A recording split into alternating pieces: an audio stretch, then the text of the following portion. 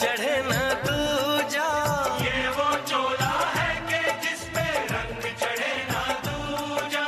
हमने तो बचपन से की थी इस चोले की पूजा।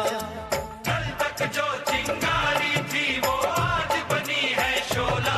मेरा रंग दे, ओ मेरा रंग दे बसंती चोला, मेरा रंग दे बसंती चोला, मेरा रंग दे बसंती चोला। सारे किसान ਵੀਰਾਂ ਨੂੰ ਜਿਨੇ ਤੁਸੀਂ ਅੱਜ ਇੱਥੇ ਪੰਡਾਲ 'ਚ ਪਹੁੰਚੇ ਹੋ, ਸਭ ਤੋਂ ਪਹਿਲਾਂ ਤਾਂ ਮੈਂ ਤੁਹਾਡਾ ਸਾਰਿਆਂ ਦਾ ਇੱਥੇ ਪਹੁੰਚਣ ਤੇ ਬਹੁਤ ਧੰਨਵਾਦ ਕਰਦੀ ਹਾਂ, ਤੁਹਾਨੂੰ ਜੀ ਆਇਆਂ ਕਹਿੰਦੀ ਹਾਂ।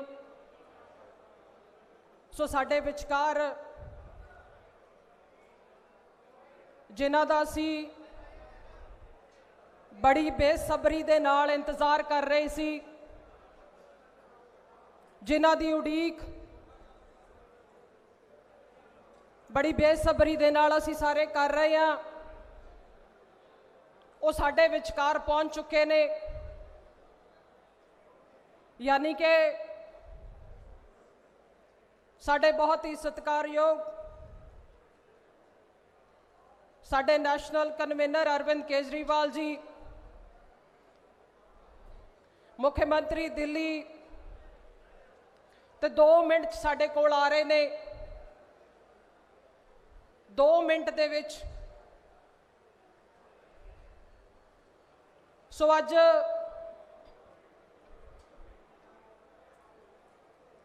तुसी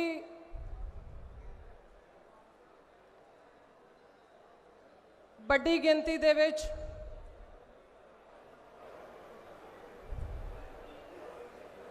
अपनियां अपनियां सो साडे विचकार साडे बहुत ही सत्कारयोग जिन्हां दा सी बड़ी बेसब्री दे नाल इंतज़ार कर रहे सी, मुख्यमंत्री दिल्ली साडे नैशनल कन्वीनर अरविंद केजरीवाल जी पहुंच चुके ने। सो उन्हां दा स्टेज ते पहुंचण ते मैं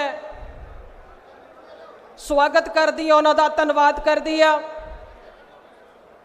और पंडाल च बैठे हुए सारे ही मेरे सत्कारयोग किसान वीर, किसान भरा, थोड़ा सारियां दा भी मैं अज इस विशेष प्रोग्राम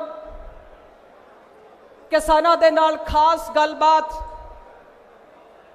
तुहाडा सारियां दा स्वागत करदी हां, धन्नवाद करदी हां। ते मंच ते बैठे हुए साडे बहुत ही सत्कारयोग साडे पंजाब मामलिਆਂ दे इंचार्ज सरदार जरनैल सिंह जी, साडे सह परिवारी बहुत सत्कारयोग राघव चड्ढा जी, ते साडे विरोधी धिर दे नेता साडे विचकार पहुंचे ने हरपाल चीमा जी, और साडे आम आदमी पार्टी दे प्रधान भगवंत मान जी, जिहड़े कि 2 मिनट दे विच साडे विच पहुंच रहे ने, जिहड़े बाहर बैठे ने हॉल च गल कर रहे ने।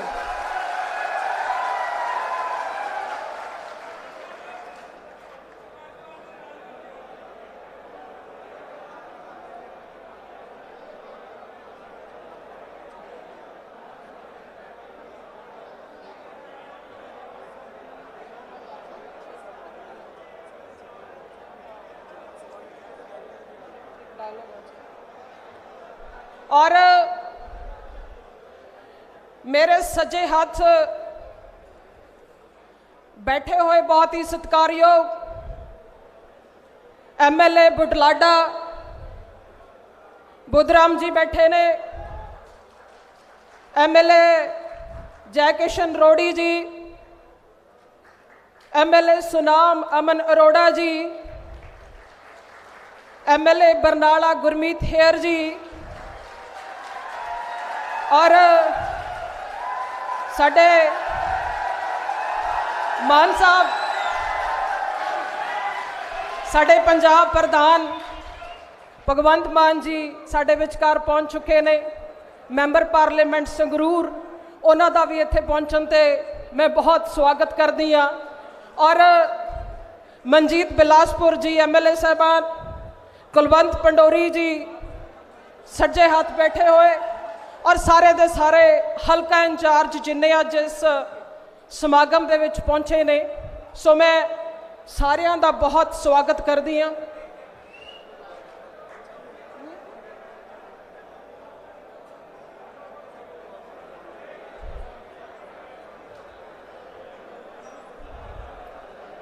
ਸੋ ਮੈਂ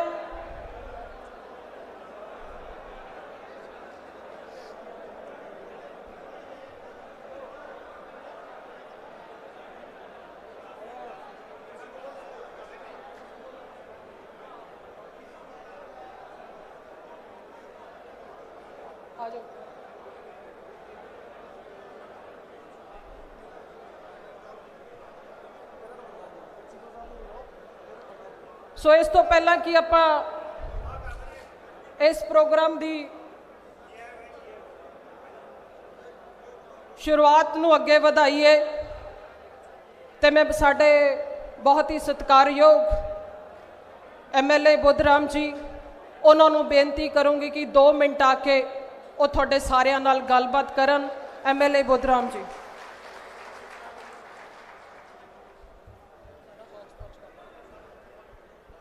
ਸਟੇਜ ਤੇ ਸੁਸ਼ੋਭਤ ਸਰਦਾਰ ਜਰਨੈਲ ਸਿੰਘ ਜੀ, ਪ੍ਰਭਾਰੀ ਆਮ ਆਦਮੀ ਪਾਰਟੀ, ਕੋ ਪ੍ਰਭਾਰੀ ਰਾਘਵ ਚੱਡਾ ਜੀ, ਸਰਦਾਰ Harpal Singh ji Cheema, leader of opposition, ਤੇ ਸੱਜੇ ਪਾਸੇ ਸਾਡੇ ਬਹੁਤ ਹੀ ਸਤਿਕਾਰਯੋਗ ਐਮਐਲਏ ਸਾਹਿਬਾਨ ਜੈ ਕਿਸ਼ਨ ਅਰੋੜੀ ਜੀ, ਅਮਰ ਅਰੋੜਾ ਜੀ, ਸੁਨਾਮ ਤੋਂ ਮੀਤ ਹੇਅਰ ਜੀ, ਅਮਰਜੀਤ ਸੰਦੋਆ ਜੀ, ਬਿਲਾਸਪੁਰੀ ਸਾਹਿਬ, ਕੁਲਵੰਤ ਸਿੰਘ ਪੰਡੋਰੀ ਜੀ, ਤੇ ਸੁਖਬੀਰ ਮੈਸਰਖਾਨਾ ਤੇ ਹੋਰ ਸੱਜਣ, ਤੇ ਸਾਹਮਣੇ ਬੈਠੇ ਹੋਏ ਆਮ ਆਦਮੀ ਪਾਰਟੀ ਦੇ ਅਹੁਦੇਦਾਰ, ਜ਼ਿਲ੍ਹਾ ਪ੍ਰਧਾਨ ਸਰਦਾਰ ਚਰਨਜੀਤ ਸਿੰਘ ਜੱਕਾਂਵਾਲੀ, ਸਤਿਕਾਰਯੋਗ ਵੀਰੋ, 2 ਮਿੰਟ ਜਿਹੜੀ ਗੱਲ ਮੈਂ ਕਰਨੀ ਹੈ। ਸਾਰਿਆਂ ਨੂੰ ਪਹਿਲਾਂ ਸੂਚਨਾ ਇਹ ਹੈ ਕਿ ਬਾਹਰ 32 ਕਿਸਾਨ ਜਥੇਬੰਦੀਆਂ ਦੇ ਨੁਮਾਇੰਦੇ ਬੈਠੇ ਨੇ, ਉਹਨਾਂ ਨੇ ਪਹਿਲਾਂ ਗੱਲਬਾਤ ਕਰਨੀ ਸੀ। ਉਹ ਭਗਵੰਤ ਮਾਨ ਜੀ ਤੇ ਅਰਵਿੰਦ ਕੇਜਰੀਵਾਲ ਜੀ ਜੋ ਸੀਐਮ ਦੇ ਮੁੱਖ ਮੰਤਰੀ ਸਾਹਿਬ ਨੇ ਆਪਣੇ, ਉਹ ਉਹਨਾਂ ਜਥੇਬੰਦੀਆਂ ਨਾਲ ਗੱਲ ਕਰਨ ਲਈ ਨਾਲ ਹੀ ਜਿਹੜਾ ਆਪਣਾ ਕਮਰਾ ਹੈ ਉੱਥੇ ਗੱਲਬਾਤ ਕਰਨ ਗਏ ਹੋਏ ਨੇ। ਜਿੰਨਾ ਚਿਰ ਉਹ ਗੱਲਬਾਤ ਹੋ ਰਹੀ ਹੈ ਸਿਰਫ 6-7 ਮਿੰਟ, ਉਸ ਤੋਂ ਬਾਅਦ ਫਿਰ ਇੱਥੇ ਆ ਕੇ ਭਗਵੰਤ ਮਾਨ ਜੀ ਬੋਲਣਗੇ। ਸੋ ਵੀਰੋ, ਗੱਲ ਇਹ ਹੈ ਕਿ ਪੂਰੇ 11 ਮਹੀਨਿਆਂ ਤੋਂ ਦਿੱਲੀ ਦੇ ਵਿੱਚ ਕਿਸਾਨ ਵੀਰ ਬੈਠੇ ਨੇ। ਅੱਜ ਬੜੀ ਦੁਖਦਾਈ ਘਟਨਾ ਵਾਪਰੀ ਹੈ ਕਿ ਸਾਡੇ ਨੇੜੇ ਹੀ ਪਿੰਡ ਹਲਕਾ ਮਾਨਸਾ ਦੇ ਵਿੱਚ ਖੀਵਾ ਪਿੰਡ ਦੀਆਂ 6 ਬਹਾਦਰ ਜੁਝਾਰੂ ਇਸਤਰੀ ਵਰਕਰ ਕਿਸਾਨ ਯੂਨੀਅਨ ਦੀਆਂ ਜੋ ਦਿੱਲੀ ਗਈਆਂ ਹੋਈਆਂ ਸੀਆਂ, ਵਾਪਸ ਆ ਰਹੀਆਂ ਸੀਆਂ, ਉਹਨਾਂ ਨੂੰ ਇਸ ਮੋਦੀ ਸਰਕਾਰ ਦੀ ਮੈਂ ਦਰਿੰਦਗੀ ਕਹਾਂ, ਭਾਵੇਂ ਕਿਸੇ ਬੱਸ ਤੋਂ ਟਰੱਕ ਦੇ ਨਾਲ ਕੁਚਲੀਆਂ ਗਈਆਂ, ਜਿਨ੍ਹਾਂ ਵਿੱਚੋਂ 3 ਸਾਡੀਆਂ ਭੈਣਾਂ ਉਹ ਸ਼ਹੀਦ ਹੋ ਗਈਆਂ, 2 ਜੇਰੇ ਇਲਾਜ ਨੇ।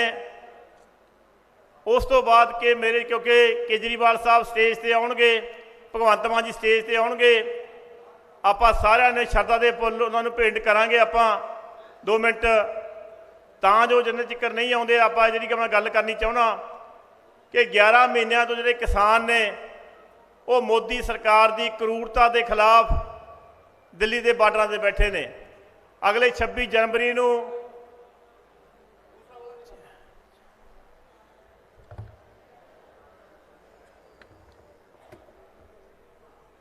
26 ਨਵੰਬਰ ਨੂੰ ਪੂਰਾ ਸਾਲ ਭਰ ਹੋ ਜਾਣਾ, 365 ਦਿਨ ਹੋ ਜਾਣੇ ਨੇ ਦਿੱਲੀ ਦੇ ਵਿੱਚ।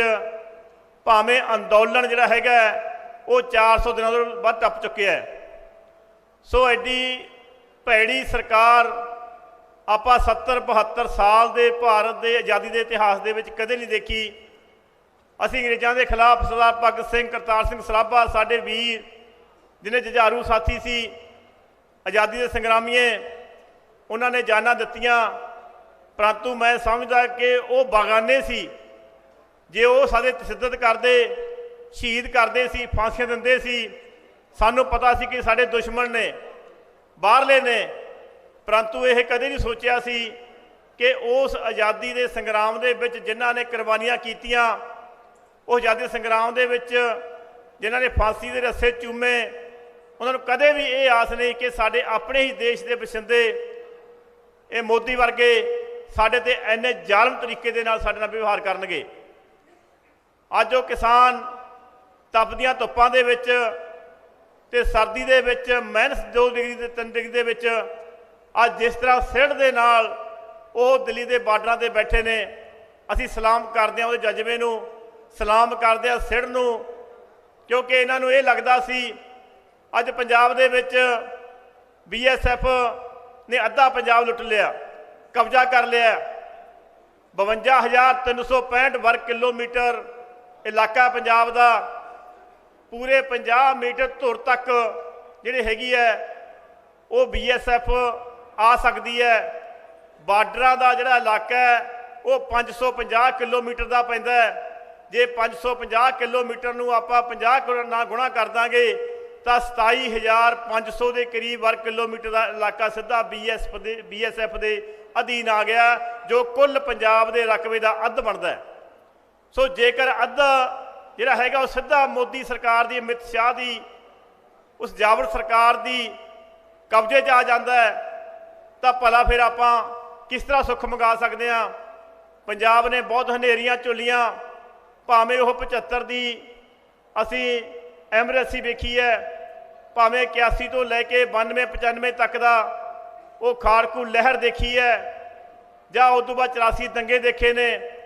जिस तरह पंजाब की इकोनमी जो किसी समय 1 नंबर पर होंदी सी, अज वो 17वें नंबर पर आ चुकी है, क्योंकि लगातार पंजाब केंद्र के जख्मां जिहड़े जख्म ने वो पंजाब नूं दे रहा है।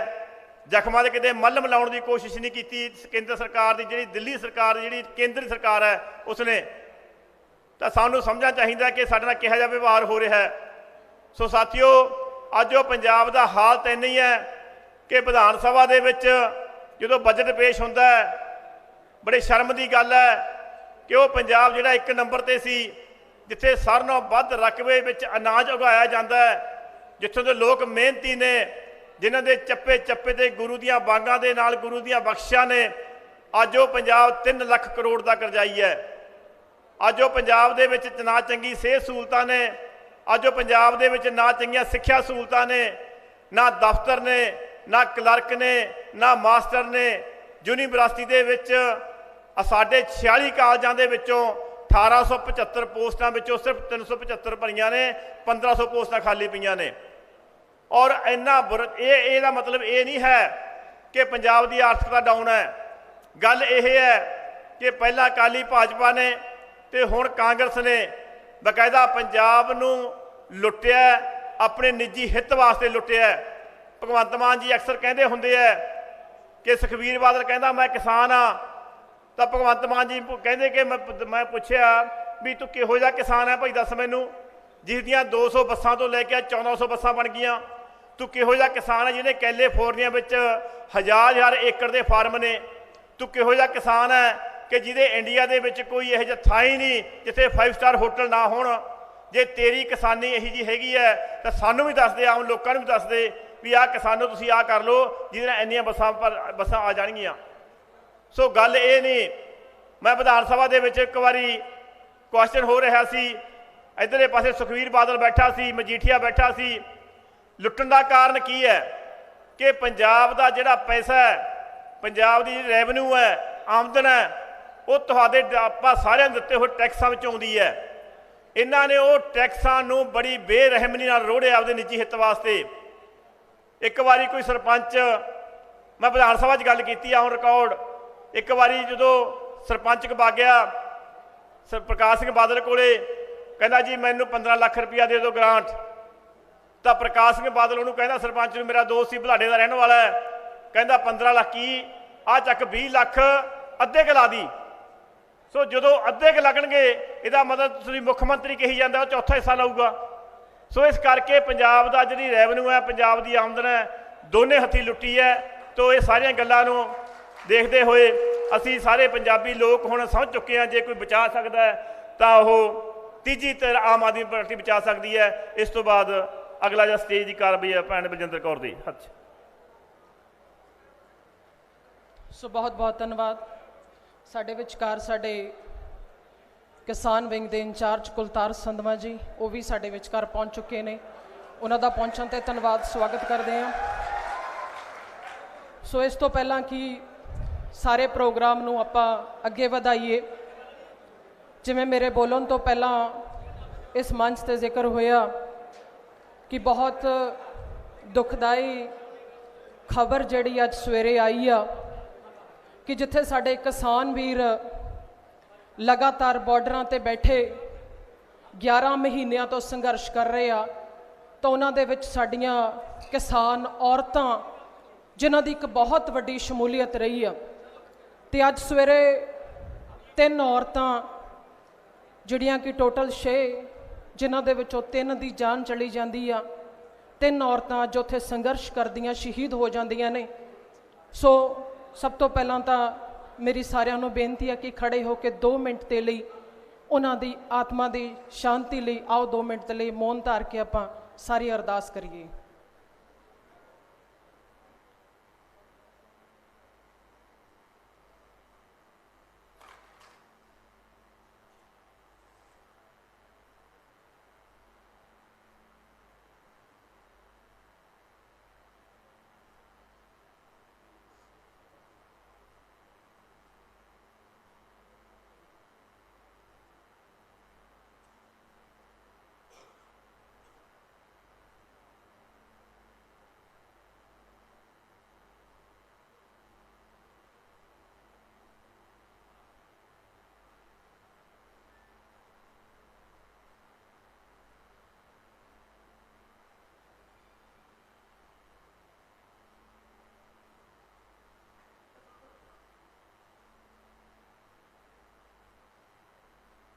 सो बहुत धन्यवाद जी, थैंक यू।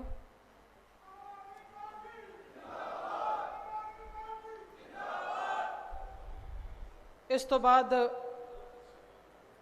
कि आपां इस प्रोग्राम नूं अगे वधाउंदे होए मैं चाहूँगी कि कुछ किसान वीर वो अपनी गलबात जरूर अज इत्थे रखण। वो की हंडारे ने, किसानी किहड़े दुखांत विचों लंघ रही आ, या फिर किसान दियां की मुश्किलां ने जिहड़ियां हर सरकार ने अणसुणियां कीतियां ने, या फिर हर सरकार ने बेगौलियां कीतियां ने। पर अज साडे विचकार वो शख्स, वो शख्सियत यानी कि अरविंद केजरीवाल मुख्यमंत्री दिल्ली, जिन्हों मैं दूजे शब्दों च जे कहा कि साडे देश का भविख, वो साडे विचकार पहुंचे ने। और एक किसान दी धी होने के नाते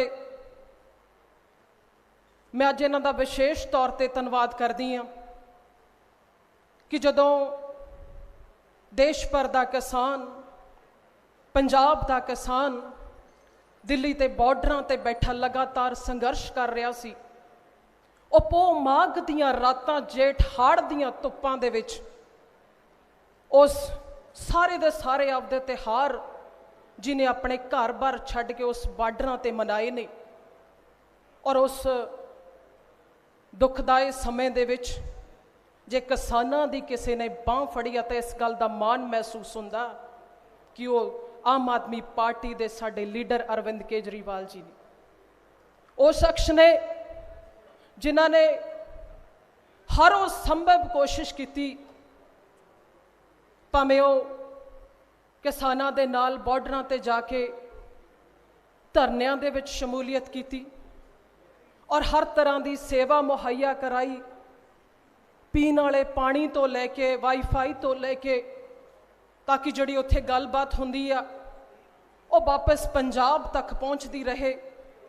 ਟਾਇਲਟਸ ਤੋਂ ਲੈ ਕੇ ਹਰ ਜਿਹੜਾ ਕੋਈ ਪ੍ਰਬੰਧ ਆਮ ਆਦਮੀ ਪਾਰਟੀ ਦੀ ਸਰਕਾਰ ਉੱਥੇ ਕਰ ਸਕਦੀ ਸੀ ਉਹ ਕੀਤਾ। ਔਰ ਇਸ ਗੱਲ ਦਾ ਮੈਂ ਵਿਸ਼ੇਸ਼ ਧੰਨਵਾਦ ਪੰਜਾਬ ਤਰਫੋਂ, ਕਿਸਾਨਾਂ ਤਰਫੋਂ ਮੈਂ ਅਰਵਿੰਦ ਕੇਜਰੀਵਾਲ ਜੀ ਦਾ ਕਰਦੀ ਹਾਂ, ਦਿੱਲੀ ਸਰਕਾਰ ਦਾ ਕਰਦੀ ਹਾਂ। ਔਰ ਦੂਸਰਾ ਇੱਕ ਬਹੁਤ ਵੱਡਾ ਐਲਾਨ ਜਿਹੜਾ ਕਿਸਾਨਾਂ ਦੇ ਹੱਕ ਦੇ ਲਈ ਪਿਛਲੇ ਦਿਨੀ ਦਿੱਲੀ ਸਰਕਾਰ ਅਰਵਿੰਦ ਕੇਜਰੀਵਾਲ ਜੀ ਨੇ ਕੀਤਾ, ਉਹਦੇ ਲਈ ਵੀ ਇੱਕ ਬਹੁਤ ਧੰਨਵਾਦ ਦਾ ਵਿਸ਼ੇਸ਼ ਕਦਮ ਚੱਕਿਆ ਕਿ ਜਿਹੜੇ ਬੇਮੌਸਮੀ ਗੜੇਮਾਰੀ ਕਿਸਾਨ ਦੀ ਫਸਲ ਤੇ ਪਈ ਆ, ਕਿਸਾਨ ਦੀ ਫਸਲ ਜਿਹੜੀ ਖਰਾਬ ਹੋਈ ਆ, ਤਾਂ 50,000 ਰੁਪਇਆ ਮੁਆਵਜ਼ੇ ਦਾ ਐਲਾਨ ਪਰ ਹੈਕਟੇਅਰ ਦਿੱਲੀ ਸਰਕਾਰ ਨੇ ਕੀਤਾ। ਬਹੁਤ ਵੱਡਾ ਐਲਾਨ ਜਿਹੜਾ ਕਿਸਾਨਾਂ ਦੇ ਲਈ ਕੀਤਾ, ਉਹਦੇ ਲਈ ਵੀ ਮੈਂ ਵਿਸ਼ੇਸ਼ ਧੰਨਵਾਦ ਅਰਵਿੰਦ ਕੇਜਰੀਵਾਲ ਜੀ ਦਾ ਕਰਦੀ ਹਾਂ। ਔਰ ਜੇ ਸੱਚ ਪੁੱਛੋ ਤਾਂ ਇਹ ਉਹ ਸ਼ਖਸੀਅਤ ਨੇ ਜਿਹੜੇ ਕਿਸਾਨਾਂ ਦੇ ਨਾਲ ਹਰ ਉਸ ਸਮੇਂ ਦੇ ਵਿੱਚ ਉਹਨਾਂ ਦੀ ਬਾਂਹ ਫੜ ਕੇ ਖੜੇ ਆ, ਉਹਨਾਂ ਦੇ ਦੁੱਖ ਦੇ ਵਿੱਚ ਸ਼ਰੀਕ ਹੋਇਆ, ਉਹਨਾਂ ਦੀ ਹਰ ਗੱਲ ਨੂੰ ਜਿਹੜਾ ਠੋਕ ਵਜਾ ਕੇ ਕੀਤਾ, ਉਹ ਇੱਕੋ ਹੀ ਲੀਡਰ ਆ ਜਿਹਨੇ ਆਪਣਾ ਰਿਕਾਰਡ ਕਾਇਮ ਕਰ ਦਿੱਤਾ। ਸੋ ਅੱਜ ਮਾਨਸਾ ਦੀ ਧਰਤੀ ਤੇ, ਉਸ ਮਾਲਵਾ ਖੇਤਰ ਦੀ ਧਰਤੀ ਤੇ ਪਹੁੰਚੇ ਨੇ, ਜਿੱਥੋਂ ਦਾ ਕਿਸਾਨ ਅੱਜ ਵੀ ਉਸ ਦੁਖਦਾਈ ਸਮੇਂ ਦੇ ਵਿੱਚੋਂ ਲੰਘ ਰਿਹਾ, ਭਾਵੇਂ ਉਹ ਗੁਲਾਬੀ ਸੁੰਡੀ ਦੀ ਮਾਰ ਹੋਵੇ ਜਾਂ ਫਿਰ ਸਰਕਾਰਾਂ ਜਿਹੜੀਆਂ ਹਮੇਸ਼ਾ ਗੱਲ ਕਰਦੀਆਂ ਨੇ ਅਸੀਂ ਮੁਆਵਜ਼ਾ ਦੇਵਾਂਗੇ, ਅਸੀਂ ਗਿਰਦਾਵਰੀ ਕਰਾ ਲਈ ਆ, ਉਹਨਾਂ ਦਾ ਕਿਸਾਨਾਂ ਦਾ ਦੁੱਖ ਸੁਣਨ ਦੇ ਲਈ ਅੱਜ ਸਾਡੇ ਵਿਚਕਾਰ ਪਹੁੰਚੇ ਨੇ। ਸੋ ਮੈਂ ਸਭ ਤੋਂ ਪਹਿਲਾਂ ਚਾਹੂੰਗੀ ਕਿ ਕਿਸਾਨ ਵੀਰ ਆਪਣੀ ਗੱਲ ਜਿਹੜੀ ਆ ਉਹ ਸ਼ੁਰੂ ਕਰਨ, ਉਹ ਰੱਖਣ। ਮੇਰੇ ਕੋਲੇ ਪਹਿਲਾ ਨਾਮ ਆ ਸਿਮਰਨਜੀਤ ਸਿੰਘ, ਜਿਹੜੇ ਡਿਸਟ੍ਰਿਕਟ ਮੁਕਤਸਰ ਤੋਂ ਆਏ ਨੇ, ਡੇਅਰੀ ਫਾਰਮਿੰਗ ਕਰਦੇ ਨੇ। ਬਸ ਵੀਰ ਜੀ ਬੇਨਤੀ ਕਰੂੰਗੀ ਥੋੜਾ ਸ਼ਾਰਟ ਰੱਖਿਓ। ਸਤਿ ਸ਼੍ਰੀ ਅਕਾਲ ਜੀ, ਮੇਰਾ ਨਾਮ ਸਿਮਰਜੀਤ ਸਿੰਘ, ਜ਼ਿਲ੍ਹਾ ਸ੍ਰੀ ਮੁਕਤਸਰ ਸਾਹਿਬ। ਸਰ ਮੈਂ ਬੇਨਤੀ ਕਰਨੀ ਚਾਹੁੰਦਾ ਵੀ ਕਿਸਾਨੀ ਦੇ ਨਾਲ, ਖੇਤੀ ਦੇ ਨਾਲ ਨਾਲ ਇੱਕ ਜਿਹੜਾ ਡੇਅਰੀ ਦਾ ਧੰਦਾ ਹੈਗਾ, ਉਹ ਇੱਕ ਕਿਸਾਨ ਲਈ ਇੱਕ ਸਹਾਇਕ ਧੰਦੇ ਵਜੋਂ ਕੰਮ ਕਰਦੇ ਆ। ਤਾਂ ਇਹਦੇ ਵਿੱਚ ਜਿਹੜੀਆਂ ਸਾਨੂੰ ਮੁਸ਼ਕਲਾਂ ਆ ਰਹੀਆਂ ਉਹ ਦੱਸਣੀਆਂ ਚਾਹੁੰਦੇ ਆ। ਸਭ ਤੋਂ ਪਹਿਲਾਂ ਇੱਕ ਵੀ ਜਿਹੜਾ ਨਕਲੀ ਦੁੱਧ ਹੈਗਾ ਜਿਹੜਾ ਉਹ ਬਣਦਾ ਹੈਗਾ, ਉਹਦੇ ਕਰਕੇ ਕਿਸਾਨੀ ਨੂੰ ਬਹੁਤ ਵੱਡੀ ਮਾਰ ਪੈਂਦੀ ਹੈ, ਡੇਅਰੀ ਦੇ ਧੰਦੇ ਨੂੰ। ਇਹਦੇ ਤੇ ਰੋਕ ਲੱਗਣੀ ਚਾਹੀਦੀ ਹੈ।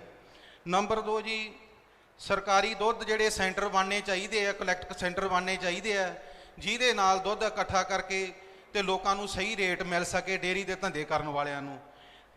ਇਹ ਪਸ਼ੂਆਂ ਦੇ ਹਸਪਤਾਲਾਂ ਦਾ ਪੰਜਾਬ ਦੇ ਵਿੱਚ ਬਹੁਤ ਮੰਦਾ ਹਾਲ ਹੈ ਜੀ।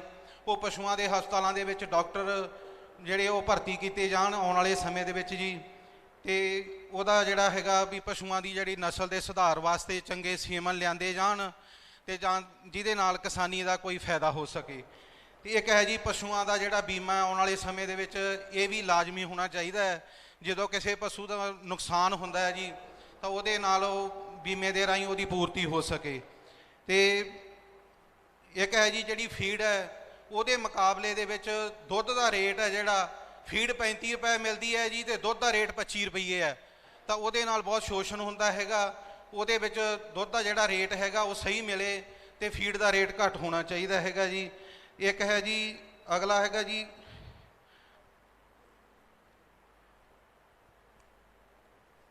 ਜਿਹੜੇ ਡੇਅਰੀ ਦੇ ਉਪਕਰਨ ਹੈਗੇ ਆ ਜੀ, ਉਹ ਬਹੁਤ ਜ਼ਿਆਦਾ ਮਹਿੰਗੇ ਆ, ਉਹ ਸਬਸਿਡੀ ਤੇ ਮਿਲਣੇ ਚਾਹੀਦੇ ਆ। ਤੇ ਉਹਦੇ ਨਾਲ ਉਪਕਰਨਾਂ ਦੇ ਨਾਲ ਜਿਹੜੀ ਬਿਜਲੀ ਹੈ ਉਹ ਵੀ ਸਸਤੀ ਮਿਲਣੀ ਚਾਹੀਦੀ ਹੈ ਜੀ। ਇਹ ਸਰ ਇੰਨੀ ਗੱਲਾਂ ਹੈਗੀਆਂ ਜੀ ਮੇਰੀਆਂ, ਜੇ ਇਹਨਾਂ ਤੇ ਧਿਆਨ ਦੇ ਕੇ ਆਉਣ ਵਾਲੇ ਭਵਿੱਖ ਦੇ ਵਿੱਚ ਜਿਹੜਾ ਕਿਸਾਨੀ ਨੂੰ ਬਚਾਇਆ ਜਾ ਸਕੇ। ਧੰਨਵਾਦ ਜੀ। ਸ਼ੁਕਰੀਆ ਜੀ। ਸੋ ਇਸ ਤੋਂ ਬਾਅਦ ਜਗਵੀਰ ਸਿੰਘ ਜੀ ਡਿਸਟ੍ਰਿਕਟ ਮਾਨਸਾ ਤੋਂ ਆਏ ਨੇ, ਜਿਹੜੇ ਝੋਨੇ ਦੀ ਤੇ ਨਰਮੇ ਦੀ ਫਸਲ ਦੀ ਬਿਜਾਈ ਕਰਦੇ ਆ। ਸੋ 2 ਮਿੰਟ 'ਚ ਆਪਣੀ ਗੱਲ ਰੱਖਿਓ ਪਲੀਜ਼। ਵਾਹਿਗੁਰੂ ਜੀ ਕਾ ਖਾਲਸਾ, ਵਾਹਿਗੁਰੂ ਜੀ ਕੀ ਫਤਿਹ।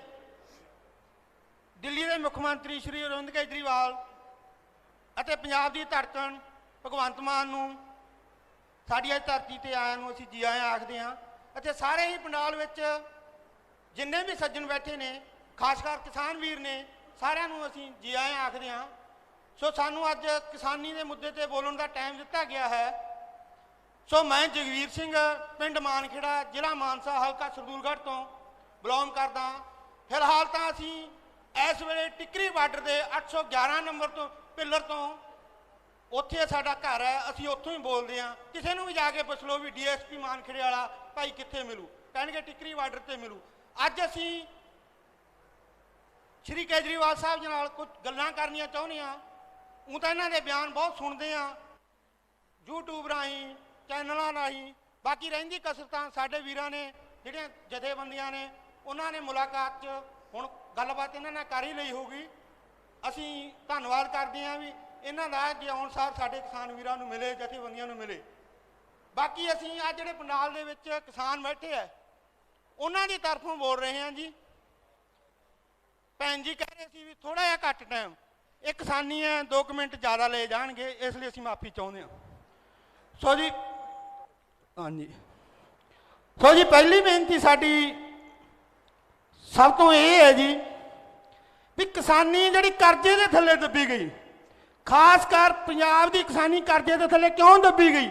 ਇੰਨਾ ਕਿਸਾਨ ਮਿਹਨਤੀ ਹੋਣ ਦੇ ਬਾਵਜੂਦ ਵੀ ਕਿਸਾਨ ਕਰਜ਼ੇ ਦੇ ਥੱਲੇ ਜਿਹੜਾ 18 ਘੰਟੇ ਕੰਮ ਕਰਦਾ ਔਸਤਨ, ਇਹਦੇ ਵਾਸਤੇ ਆਉਣ ਵਾਲੀਆਂ ਸਰਕਾਰਾਂ, ਜਿਵੇਂ ਆਮ ਲੋਕ ਉਮੀਦ ਲਾਈ ਬੈਠੇ ਨੇ ਆਮ ਆਦਮੀ ਪਾਰਟੀ ਤੋਂ ਵੀ ਆਉਣ ਵਾਲੀਆਂ ਸਰਕਾਰਾਂ ਇਸ ਚੱਕਰ 'ਚੋਂ ਕਿਵੇਂ ਕੱਢਣਗੀਆਂ, ਇਹਦੇ ਬਾਰੇ ਵੀ ਸਾਨੂੰ ਵੀ ਖੁੱਲ੍ਹ ਕੇ ਵਿਸਤਾਰ ਨਾਲ ਤੁਸੀਂ ਦੱਸੋ। ਦੂਸਰਾ, ਖਾਸ ਕਰ ਅਸੀਂ ਨਰਮਾ ਪੱਟੀ ਤੋਂ ਬਿਲੋਂਗ ਕਰਦੇ ਹਾਂ। ਨਰਮਾ ਪੱਟੀ ਨੂੰ ਇੰਨੀ ਮਾਰ ਪੈਂਦੀ ਹੈ ਕਿ ਆਖਣਾ ਕਿ 10-12 ਸਾਲਾਂ ਦੇ ਵਿੱਚ ਕੋਈ ਇੱਕ ਅੱਧੇ ਵਾਰ ਗੱਫਾ ਮਿਲ ਜੇ।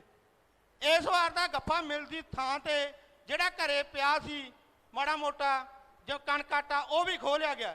ਕਿਉਂਕਿ ਜੀ ਉਹ ਸਾਰੀ ਫਸਲ 50,000 ਰੁਪਇਆ ਤੁਸੀਂ ਕਹਿੰਦੇ ਹੋ ਵੀ ਅਸੀਂ ਦਿੰਦੇ ਹਾਂ, 50,000 ਰੁਪਇਆ ਦਾ ਸਾਡਾ ਕਿੱਲੇ ਤੇ ਖਰਚਾ ਹੋ ਜਾਂਦਾ ਹੈ। ਅਸੀਂ ਫਿਰ ਵੀ ਧੰਨਵਾਦ ਕਰਦੇ ਹਾਂ ਸਾਡਾ ਖਰਚਾ ਮੁੜੇ। ਪਰ ਕਾਰਨ ਕੀ ਹੈ ਵੀ ਇਹ ਤੇ ਜਿਹੜੀ ਨਰਮਾ ਪੱਟੀ ਤੋਂ ਬਿਨਾਂ ਸਾਡੇ ਕੋਲ ਹੋਰ ਕੋਈ ਬਦਲਾਅ ਨਹੀਂ। ਸਾਡੇ ਨਹਿਰੀ ਪਾਣੀ ਨਾ ਮਾਤਰ ਨੇ। ਅਸੀਂ ਭਾਖੜਾ ਨੂੰ ਬਿਲੋਂਗ ਕਰਦੇ ਹਾਂ, ਪੰਜਾਬ ਪੈਟਰਨ ਦਾ ਪਾਣੀ ਸਾਨੂੰ ਬਹੁਤ ਥੋੜਾ ਮਿਲਦਾ। ਸੋ ਇੱਕ ਤਾਂ ਸਾਨੂੰ ਜੇ ਤੁਹਾਡੀ ਸਰਕਾਰ ਆਉਂਦੀ ਹੈ, ਬਿਲੋਂਗ ਮੈਂ ਕਿਸਾਨ ਬੋਲ ਰਿਹਾ, ਜੇ ਸਰਕਾਰ ਆਉਂਦੀ ਹੈ ਸਾਨੂੰ ਪੰਜਾਬ ਪੈਟਰਨ ਦਾ ਪਾਣੀ ਦਿੱਤਾ ਜਾਵੇ। ਸਾਡੇ ਪੀਣ ਯੋਗ ਪਾਣੀ ਨਹੀਂ, ਹੇਠਲੇ ਪਾਣੀ ਇੰਨੇ ਡੂੰਘੇ ਤੇ ਗੰਧਲੇ ਹੋ ਚੁੱਕੇ ਨੇ ਕਿ ਅਸੀਂ ਉਹਨਾਂ ਨੂੰ ਪੀ ਨਹੀਂ ਸਕਦੇ ਤੇ ਖੇਤੀ ਯੂਜ਼ ਕਰਦੇ ਹਾਂ। ਜੇ ਅਸੀਂ ਖੇਤਾਂ ਵਿੱਚ ਹੁੰਦੇ ਹਾਂ ਸਿਰਫ ਉਹੀ ਪਾਣੀ ਪੀਂਦੇ ਹਾਂ। ਅਸੀਂ ਤਾਂ ਕਈ ਵਾਰੀ ਨਾ ਮੰਗ ਵੀ ਕਰਦੇ ਹਾਂ ਵੀ ਸਾਨੂੰ ਜਿਹੜਾ ਘੱਗਰ ਦਾ ਗੰਦਾ ਮੰਦਾ ਜਿਹਾ ਪਾਣੀ ਹੈ ਨਾ ਸਾਡੇ ਖੇਤਾਂ ਨੂੰ, ਉਹ ਵੀ ਦਿੱਤਾ ਜਾਵੇ, ਤਾਂ ਕਿ ਜਦੋਂ ਲੋਕ ਮਰਨਗੇ ਅਸੀਂ ਵੀ ਮਰ ਜਾਵਾਂਗੇ, ਸਾਡੇ ਬੱਚੇ ਵੀ ਬਿਮਾਰੀਆਂ ਨਾਲ ਮਰ ਜਾਣਗੇ। ਘੱਟੋ ਘੱਟ ਅਸੀਂ ਲੋਕਾਂ ਦੇ ਬਰਾਬਰ ਦੀ ਫਸਲ ਤਾਂ ਪੈਦਾ ਕਰ ਸਕਾਂਗੇ। ਸਾਡਾ ਸਭ ਤੋਂ ਪਹਿਲੀ ਮੰਗ ਇਹ ਹੈ ਵੀ ਸਾਨੂੰ ਕਿਸਾਨੀ ਨੂੰ ਮਾਰੂਥਲ ਹੋਣ ਤੋਂ ਪੰਜਾਬ ਨੂੰ ਬਚਾਉਣ ਲਈ ਨਹਿਰੀ ਪਾਣੀ ਸਾਡੇ ਇੱਥੇ ਵੱਧ ਤੋਂ ਵੱਧ ਦਿੱਤਾ ਜਾਵੇ। ਦੂਸਰੇ ਨੰਬਰ ਤੇ ਜੀ ਇੱਕ ਨਾ ਸਾਨੂੰ ਨਸ਼ੇ ਦੀ ਬਹੁਤ ਮਾਰ ਹੈ ਤਾਂ ਸਾਰੇ ਪੰਜਾਬ ਨੂੰ, ਪਰ ਕਿਸਾਨੀ ਨੂੰ ਤਾਂ ਬਹੁਤ ਹੀ ਜ਼ਿਆਦਾ ਹੈ। ਨਸ਼ਾ ਪੱਤਾ ਇੰਨਾ ਜ਼ਿਆਦਾ ਹੋ ਰਿਹਾ ਵੀ ਅਸੀਂ ਖੇਤੀ ਸੈਕਟਰ 'ਚ ਜਾਂਦੇ ਹਾਂ, ਇੰਨੇ ਹਾਦਸੇ ਹੁੰਦੇ ਆ। ਸਾਡੀਆਂ ਤੁਸੀਂ ਖੁਦਕੁਸ਼ੀਆਂ ਤੋਂ ਦੇਖ ਸਕਦੇ ਹੋ, ਸਾਡੀ ਰਿਪੋਰਟ ਤੋਂ ਦੇਖ ਸਕਦੇ ਹੋ ਵੀ ਅਸੀਂ ਕਿੰਨੀਆਂ ਖੁਦਕੁਸ਼ੀਆਂ ਕਰ ਚੁੱਕੇ ਹਾਂ। ਇਹ ਸਾਰਾ ਖੇਤੀਬਾੜੀ ਦਾ ਮਾੜਾ ਨਤੀਜਾ। ਇਹਦੇ ਵਿੱਚ ਨਸ਼ੇ ਦੇ ਵੀ ਕੋਈ ਬਹੁਤ ਵੱਡਾ ਯੋਗਦਾਨ ਹੈ ਜੀ। ਇੱਕ ਤਾਂ ਮੈਕ ਜਾਂ ਸੈੱਟ ਨਹੀਂ ਫੜੀਦਾ। ਦੂਜੇ ਨੰਬਰ ਤੇ ਜੀ ਕਹਿ ਰਹੇ ਨੇ ਨਾ ਜੀ ਵੀ ਖੇਤੀ ਦੇ ਅੱਜ ਅਸੀਂ ਤੁਹਾਨੂੰ 100 ਮਣ ਕਣਕ ਕੱਢ ਦਿਆਂਗੇ, 60 ਮਣ ਕਣਕ ਕੱਢ ਦਿਆਂਗੇ।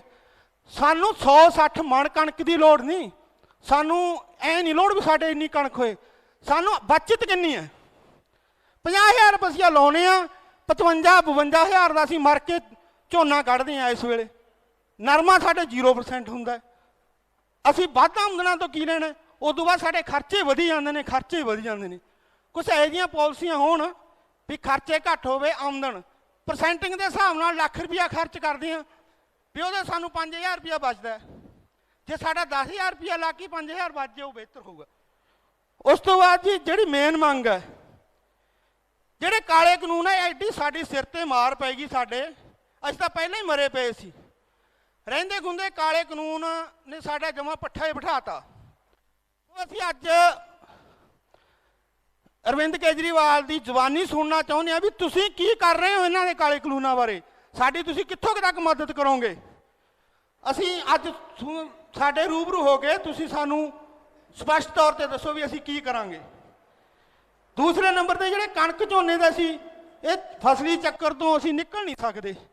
ਅਸੀਂ ਨਿਕਲਣ ਦੀ ਬਥੇਰੀ ਕੋਸ਼ਿਸ਼ ਕੀਤੀ ਹੈ। ਮੈਂ ਡ੍ਰਿਪ ਸਿਸਟਮ ਵੀ ਲਾ ਕੇ ਦੇਖ ਲਿਆ, ਥੱਲੜਾ ਪਾਣੀ ਹੈ ਉਹਦੇ ਨਾਲ ਰੇਤਾ ਆ ਜਾਂਦਾ, ਡ੍ਰਿਪ ਸਿਸਟਮ ਬੰਦ ਹੋ ਜਾਂਦਾ। ਉਸ ਤੋਂ ਜੀ ਸਾਨੂੰ ਹੋਰ ਜਿਹੜੀਆਂ ਫਸਲਾਂ ਉਹ ਤੇ MSP ਵਗੈਰਾ ਦਿੱਤੀ ਜਾਵੇ। ਤੇ ਦੂਸਰੇ ਨੰਬਰ ਇੱਕ ਮਿੰਟ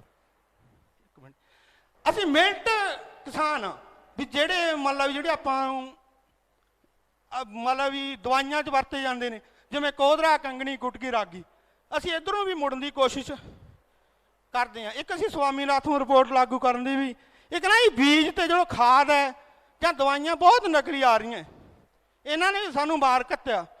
ਦੂਸਰੇ ਨੰਬਰ ਤੇ ਜੀ ਇੱਕ ਨਾ ਅਸੀਂ ਵਿਜੀਲੈਂਸ ਬਾਰੇ ਥੋੜ੍ਹਾ ਵਿਚਾਰ ਕਰਦੇ ਹਾਂ ਵੀ ਵਿਜੀਲੈਂਸ ਦੀ ਜਿਹੜੀ ਪਕੜ ਹੈ ਨਾ, ਉਹ ਜੇ ਤੁਸੀਂ ਆ ਜਾਓ ਤਾਂ ਲੀਡਰਾਂ ਤੋਂ ਥੋੜ੍ਹੀ ਵਿਜੀਲੈਂਸ ਦੀ ਪਕੜ ਘਟਾਓ। ਲੀਡਰਾਂ ਦੀ ਪਕੜ ਇੰਨੀ ਹੈ ਵਿਜੀਲੈਂਸ ਤੇ ਕਿ ਜੀ ਮੇਰੇ ਨਾਲ ਆਪ ਬੀਤੀ ਆ। ਮੈਂ ਮਾਨ ਸਾਹਿਬ ਨੂੰ ਮਿਲਿਆ ਵੀ ਅਸੀਂ ਪਟਵਾਰੀ ਨੂੰ, ਥੋੜ੍ਹੀ ਲੰਮੀ ਹੋ ਰਹੀ ਹੈ ਗੱਲ, ਅਸੀਂ ਪਟਵਾਰੀ ਨੂੰ ਮਿਲੇ, ਉਹਨੇ ਰਿਸ਼ਵਤ ਮੰਗੀ, ਅਸੀਂ ਬਹੁਤ ਪ੍ਰੋਸੀਜਰ ਚਲਾਇਆ, ਚੰਡੀਗੜ੍ਹ ਤੱਕ ਵੀ ਗਏ, ਪਰ ਅਖੀਰ ਤੇ ਸਾਨੂੰ ਵਿਜੀਲੈਂਸ ਤੇ ਸੀਨੀਅਰ ਅਫਸਰਾਂ ਨੇ ਆਪਦਾ ਨਾਂ ਦੱਸਣ ਤੋਂ ਗਰੇਜ ਕਰਕੇ ਇਹ ਕਹਿਤਾ ਵੀ ਭਾਈ ਅਸੀਂ ਲੀਡਰਾਂ ਦੀ ਮਾਰ ਥੱਲੇ ਇਸ ਤਰ੍ਹਾਂ ਕੁਝ ਨਹੀਂ ਕਰ ਸਕਦੇ। ਸੋ ਜੇ ਤੁਸੀਂ ਆਉਂਦੇ ਹੋ ਪੰਜਾਬ 'ਚ ਤਾਂ ਤੁਸੀਂ ਇਸ ਚੀਜ਼ ਨੂੰ ਤੁਸੀਂ ਥੋੜ੍ਹੀ ਆਜ਼ਾਦੀ ਦਿਓ। ਦੂਸਰੇ ਨੰਬਰ ਤੇ ਜੀ ਹਾਂਜੀ ਔਰ ਬਾਕੀ ਜੀ ਅਸੀਂ ਨਾ ਇੱਕ ਜਦੋਂ ਧਰਨਿਆਂ ਤੇ ਬਹਿੰਦੇ ਆ, ਇੱਕ ਨਾ ਅਸੀਂ ਉਮੀਦ ਜੀ ਲਾ ਕੇ ਰੱਖਦੇ ਆ ਵੀ ਸਾਡੇ ਨਾ ਦੋ ਮੁੰਡੇ ਨੇ ਜਿਹੜੇ ਨੌਜਵਾਨ ਦੇ ਨੇ, ਇੱਕ ਤਾਂ ਭਗਵੰਤ ਮਾਨ ਜੀ ਨੇ ਜਿਹੜੇ ਉੱਥੇ ਗੱਜਦੇ ਨੇ ਜਾ ਕੇ, ਦੂਜਾ ਅਰਵਿੰਦ ਕੇਜਰੀਵਾਲ ਨੇ। ਸਾਨੂੰ ਕਿਸਾਨਾਂ ਨੂੰ ਦੋ ਨੌਜਵਾਨਾਂ ਤੋਂ ਥੋੜ੍ਹੀ ਜਿਹੀ ਉਮੀਦ ਹੈ ਵੀ ਉੱਥੇ ਸਾਡੇ ਧਰਨੇ 'ਚ ਵੀ ਇਹਨਾਂ ਨੇ ਸਾਡੀ ਮਦਦ ਕੀਤੀ ਆ, ਪਰ ਓਨੀ ਤਾਂ ਨਹੀਂ ਕਹਿੰਦੇ ਅਸੀਂ ਕੀਤੀ, ਪਰ ਵੀ ਕੁਛ ਨਾ ਕੁਛ ਸਾਡੀ ਮਦਦ ਕੀਤੀ ਹੈ ਦੂਸਰਿਆਂ ਨਾਲੋਂ। ਸੋ ਇਹਨਾਂ ਅਸੀਂ ਗੱਲਾਂ ਦਾ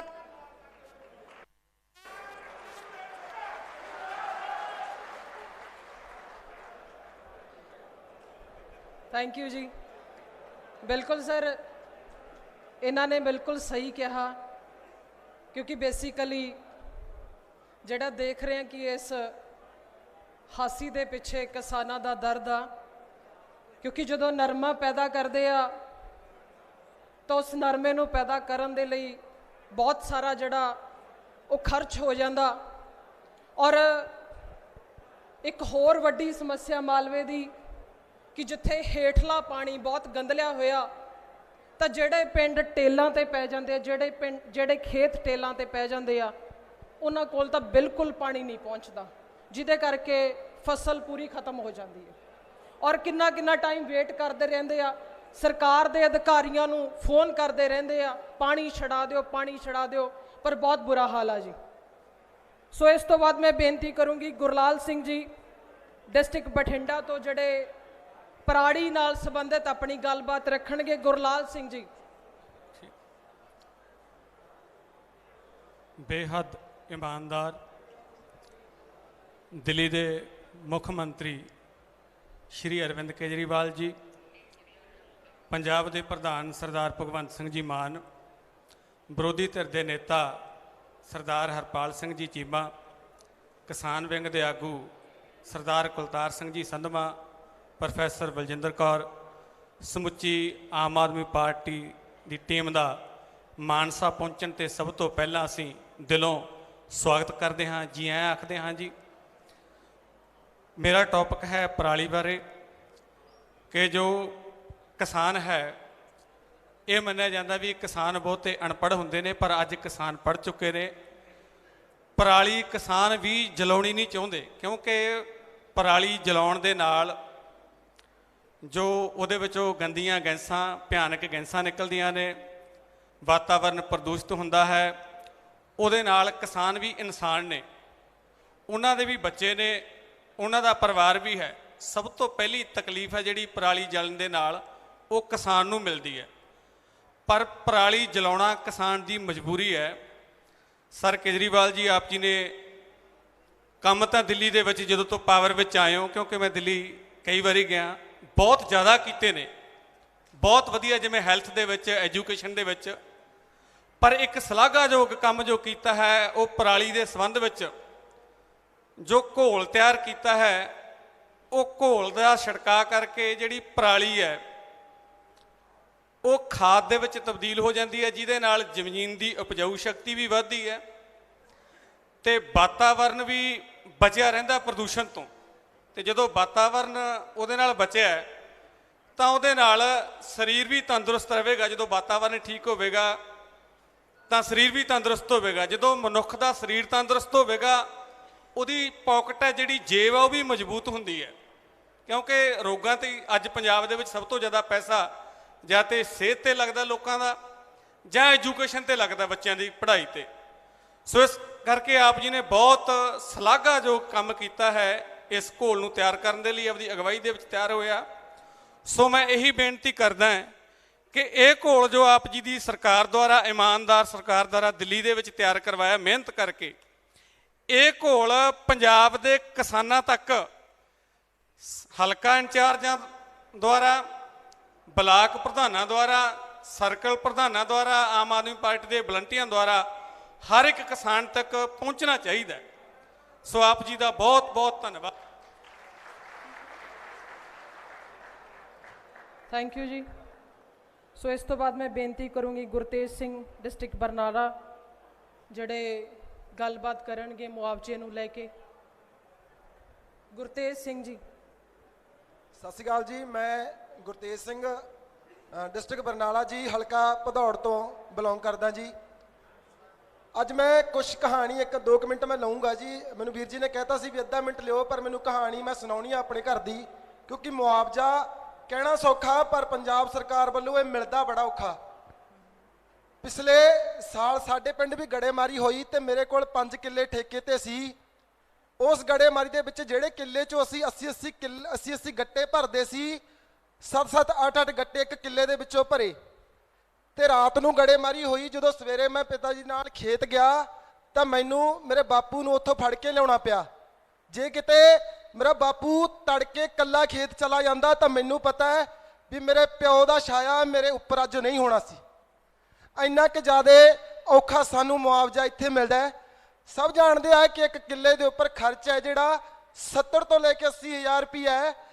ਜਿਹੜਾ ਠੇਕੇ ਵਾਲਾ ਬਾਣ ਆ ਉਹ 60-65 ਹਜ਼ਾਰ ਸਾਡੇ ਚੱਲਦਾ ਹੈ ਜੀ। 15 ਹਜ਼ਾਰ ਰੁਪਈਆ ਉਹ 'ਤੇ ਖਰਚਾ ਹੋ ਜਾਂਦਾ ਹੈ। ਖਰਚਾ ਹੋਣ ਤੋਂ ਬਾਅਦ ਸਾਨੂੰ ਜਦੋਂ ਕੋਈ ਕੁਦਰਤੀ ਕਰੋਪੀ ਆ ਜਾਂਦੀ ਹੈ ਤਾਂ ਮਿਲਦਾ ਕੀ ਹੈ 7 ਜਾਂ 8 ਹਜ਼ਾਰ ਰੁਪਈਆ। ਮੇਰੇ ਕੋਲੇ ਜਿਹੜੇ ਮੈਂ 5 ਕਿੱਲਿਆਂ ਦੀ ਗੱਲ ਕਰਦਾ ਉਹ ਹਰੇਕ ਕਿਸਾਨ ਦੀ ਕਹਾਣੀ ਹੈ। ਮੇਰਾ ਨੁਕਸਾਨ ਤਾਂ ਹੋਇਆ ਜੀ 3-3.5 ਲੱਖ ਰੁਪਏ ਦਾ, ਪਰ ਮੈਨੂੰ ਮਿਲਿਆ ਕਿ 8-5 40, ਉਹ ਵੀ 40 ਪੂਰਾ ਨਹੀਂ, 37 ਜਾਂ 38 ਹਜ਼ਾਰ ਰੁਪਈਆ ਮੇਰੇ ਅਕਾਊਂਟ ਦੇ ਵਿੱਚ ਆਇਆ। ਤੇ ਉਹਦੇ ਵਿੱਚ ਵੀ ਕੀ ਹੋਇਆ, ਮੈਂ ਜਿਹੜੀ ਤੁਹਾਨੂੰ ਗੱਲ ਅਗਲੀ ਦੱਸਣੀ ਚਾਹੁੰਦਾ ਵੀ ਕੁਝ ਕਿਸਾਨ ਇਹ 40 ਹਜ਼ਾਰ ਤੋਂ ਵੀ ਰਹਿ ਗਏ। ਕਿਵੇਂ ਰਹਿ ਗਏ ਵੀ ਉਹਨਾਂ ਕਿਸਾਨਾਂ ਦਾ ਵਾਹਣ ਆ ਜਿਹੜਾ ਉਹਦੇ ਵਿੱਚ ਪਾ ਦਿੱਤਾ ਗਿਆ ਪਟਵਾਰੀਆਂ ਤੇ ਕਾਨੂੰਨਾਂ ਦੇ ਵੱਲੋਂ, ਜਿਨ੍ਹਾਂ ਦਾ ਨੁਕਸਾਨ ਨਹੀਂ ਸੀ ਹੋਇਆ। ਨੁਕਸਾਨ ਮੇਰਾ ਹੋਇਆ ਤੇ ਫਸਲ ਜਿਹੜੀ ਆ ਮੁਆਵਜ਼ਾ ਜਿਹੜਾ ਮੇਰੇ ਗਵਾਂਢੀ ਨੂੰ ਦੇਤਾ ਉਹਦਾ 0% ਨੁਕਸਾਨ ਸੀ। ਇਹ ਰਿਸ਼ਵਤਖੋਰੀ ਉੱਪਰ ਤੋਂ ਲੈ ਕੇ ਥੱਲੇ ਤੱਕ ਚੱਲਦੀ ਹੈ ਤੇ ਮਿਲਦਾ ਕਿੰਨਾ ਔਖਾ ਹੈ ਜੀ। ਸਰਕਾਰ ਭੇਜਦੀ ਹੈ ਪਟਵਾਰੀਆਂ ਨੂੰ ਤੇ ਕਾਨੂੰਨਾਂ ਨੂੰ ਸਰਵੇ ਕਰਨ ਦੇ ਵਾਸਤੇ ਜੀ, ਕਰਕੇ ਆਓ ਵੀ ਦੇਖ ਕੇ ਆਓ ਕਿੰਨਾ ਨੁਕਸਾਨ ਕਿਸਾਨ ਦਾ ਹੋ ਗਿਆ। ਕੁਛ ਦੇਖਣ ਆਉਂਦੇ ਨੇ, ਉੱਪਰ ਰਿਪੋਰਟ ਭੇਜਦੇ ਨੇ, ਉੱਪਰੋਂ ਰਿਪੋਰਟ ਆ ਜਿਹੜੀ ਥੱਲੇ ਥੱਲੇ ਆਉਂਦੀ ਤੱਕ ਇੰਨੀ ਲੇਟ ਹੋ ਜਾਂਦੀ ਹੈ। ਜਦੋਂ ਨੂੰ ਮੁਆਵਜ਼ਾ ਮਿਲਣਾ ਹੁੰਦਾ ਜਾਂ ਤਾਂ ਕਿਸਾਨ ਮਰ ਚੁੱਕਿਆ ਹੁੰਦਾ ਜਾਂ ਉਹ ਇੰਨਾ ਕਿ ਜ਼ਿਆਦਾ ਪਰੇਸ਼ਾਨ ਹੋ ਚੁੱਕਿਆ ਹੁੰਦਾ ਵੀ ਉਹਨੂੰ ਇਹ ਮੁਆਵਜ਼ੇ ਦਾ ਕੋਈ ਬਾਹਲਾ ਮਹੀਨਾ ਹੀ ਨਹੀਂ ਰਹਿ ਜਾਂਦਾ। ਕਿ ਇਹਨਾਂ 32-33 ਹਜ਼ਾਰ ਰੁਪਏ ਦੇ ਨਾਲ ਕਿਸਾਨ ਆਪਣੀ ਧੀ ਦਾ ਵਿਆਹ ਕਰ ਲੂਗਾ ਜਾਂ ਉਹ ਆਪਣੇ ਪਰਿਵਾਰ ਵਾਸਤੇ ਰਾਸ਼ਨ ਆ ਜਿਹੜਾ ਲਿਆਊਗਾ। ਇੱਕ ਨਾਰਮਲ ਕਿਸਾਨ ਦੀ ਰਾਸ਼ਨ ਦੀ ਜਿਹੜੀ ਖਪਤ ਹੈ ਉਹ 50-60 ਹਜ਼ਾਰ ਰੁਪਏ ਦੀ ਇੱਕ ਸਾਲ ਦੀ ਹੋ ਜਾਂਦੀ ਹੈ ਜੀ। ਮਿਲਦਾ ਸਾਨੂੰ 30 ਹਜ਼ਾਰ ਰੁਪਈਆ ਤੇ ਉਹਦੇ 'ਚ ਅਸੀਂ ਆਪਦੇ ਜਵਾਕ ਪੜ੍ਹਾ ਲਾਂਗੇ ਜਾਂ ਅਸੀਂ ਆਪਣੀਆਂ ਧੀਆਂ ਭੈਣਾਂ ਦੇ ਵਿਆਹ ਕਰ ਲਾਂਗੇ ਜਾਂ ਫਿਰ ਅਸੀਂ ਆਪਦੀ ਅਗਲੀ ਫਸਲ ਬੀਜ ਲਾਂਗੇ। ਜੇ ਅਗਲੀ ਫਸਲ ਵੀ ਨਹੀਂ ਬੀਜਾਂਗੇ ਤਾਂ ਅਸੀਂ ਖਾਵਾਂਗੇ ਕੀ। ਸਾਨੂੰ ਰੋਕਣਾ ਪੈਣਾ ਜੀ ਇਸ ਚੀਜ਼ ਨੂੰ। ਮੈਂ ਤੁਹਾਡੇ ਤੋਂ ਇਹੀ ਪੁੱਛਣਾ ਚਾਹਣਾ, ਜੇ ਆਮ ਆਦਮੀ ਪਾਰਟੀ ਦੀ ਸਰਕਾਰ ਪੰਜਾਬ ਦੇ ਵਿੱਚ ਅਗਲੇ ਸਾਲ ਆਉਂਦੀ ਆ ਤਾਂ ਤੁਹਾਡਾ ਇਸ ਚੀਜ਼ ਤੇ ਸਟੈਂਡ ਕੀ ਹੋਊਗਾ। ਅਸੀਂ ਖੁਸ਼ ਬਹੁਤ ਹਾਂ ਤੁਸੀਂ 50,000 ਰੁਪਏ ਮੁਆਵਜ਼ੇ ਦੀ ਗੱਲ ਜਿਹੜੀ ਆ ਦਿੱਲੀ ਦੇ ਕਿਸਾਨਾਂ ਵਾਸਤੇ ਕੀਤੀ ਆ, ਬਹੁਤ ਖੁਸ਼ੀ ਦੀ ਗੱਲ ਹੈ। ਸਾਡੇ ਕਿਸਾਨਾਂ ਵਾਸਤੇ ਵੀ ਇਹੀ ਹੋਣਾ ਚਾਹੀਦਾ ਵੀ ਘੱਟੋ ਘੱਟ ਉਹਨਾਂ ਕੁ 50 ਜਾਂ 60 ਹਜ਼ਾਰ ਰੁਪਈਆ ਤਾਂ ਸਾਨੂੰ ਮੁਆਵਜ਼ਾ ਮਿਲੇ। ਅਸੀਂ ਨਹੀਂ ਚਾਹੁੰਦੇ ਕਿ ਕਿਸੇ ਕਿਸਾਨ ਦੀ ਫਸਲ ਖਰਾਬ ਹੋਵੇ, ਪਰ ਕਿਸਾਨ ਦਾ ਧੰਦਾ ਇਹ ਜਾ ਜੀ, ਹਰੇਕ ਬੰਦੇ ਦਾ ਧੰਦਾ ਸੇਫ ਆ, ਹਰੇਕ ਦੁਕਾਨਦਾਰ ਸੇਫ ਆ, ਉਹਨੇ ਆਪਣਾ ਸਮਾਨ ਚੱਕ ਕੇ ਅੰਦਰ ਕਰ ਲੈਣਾ ਜਦੋਂ ਗੜੇਮਾਰੀ ਹੁੰਦੀ ਆ।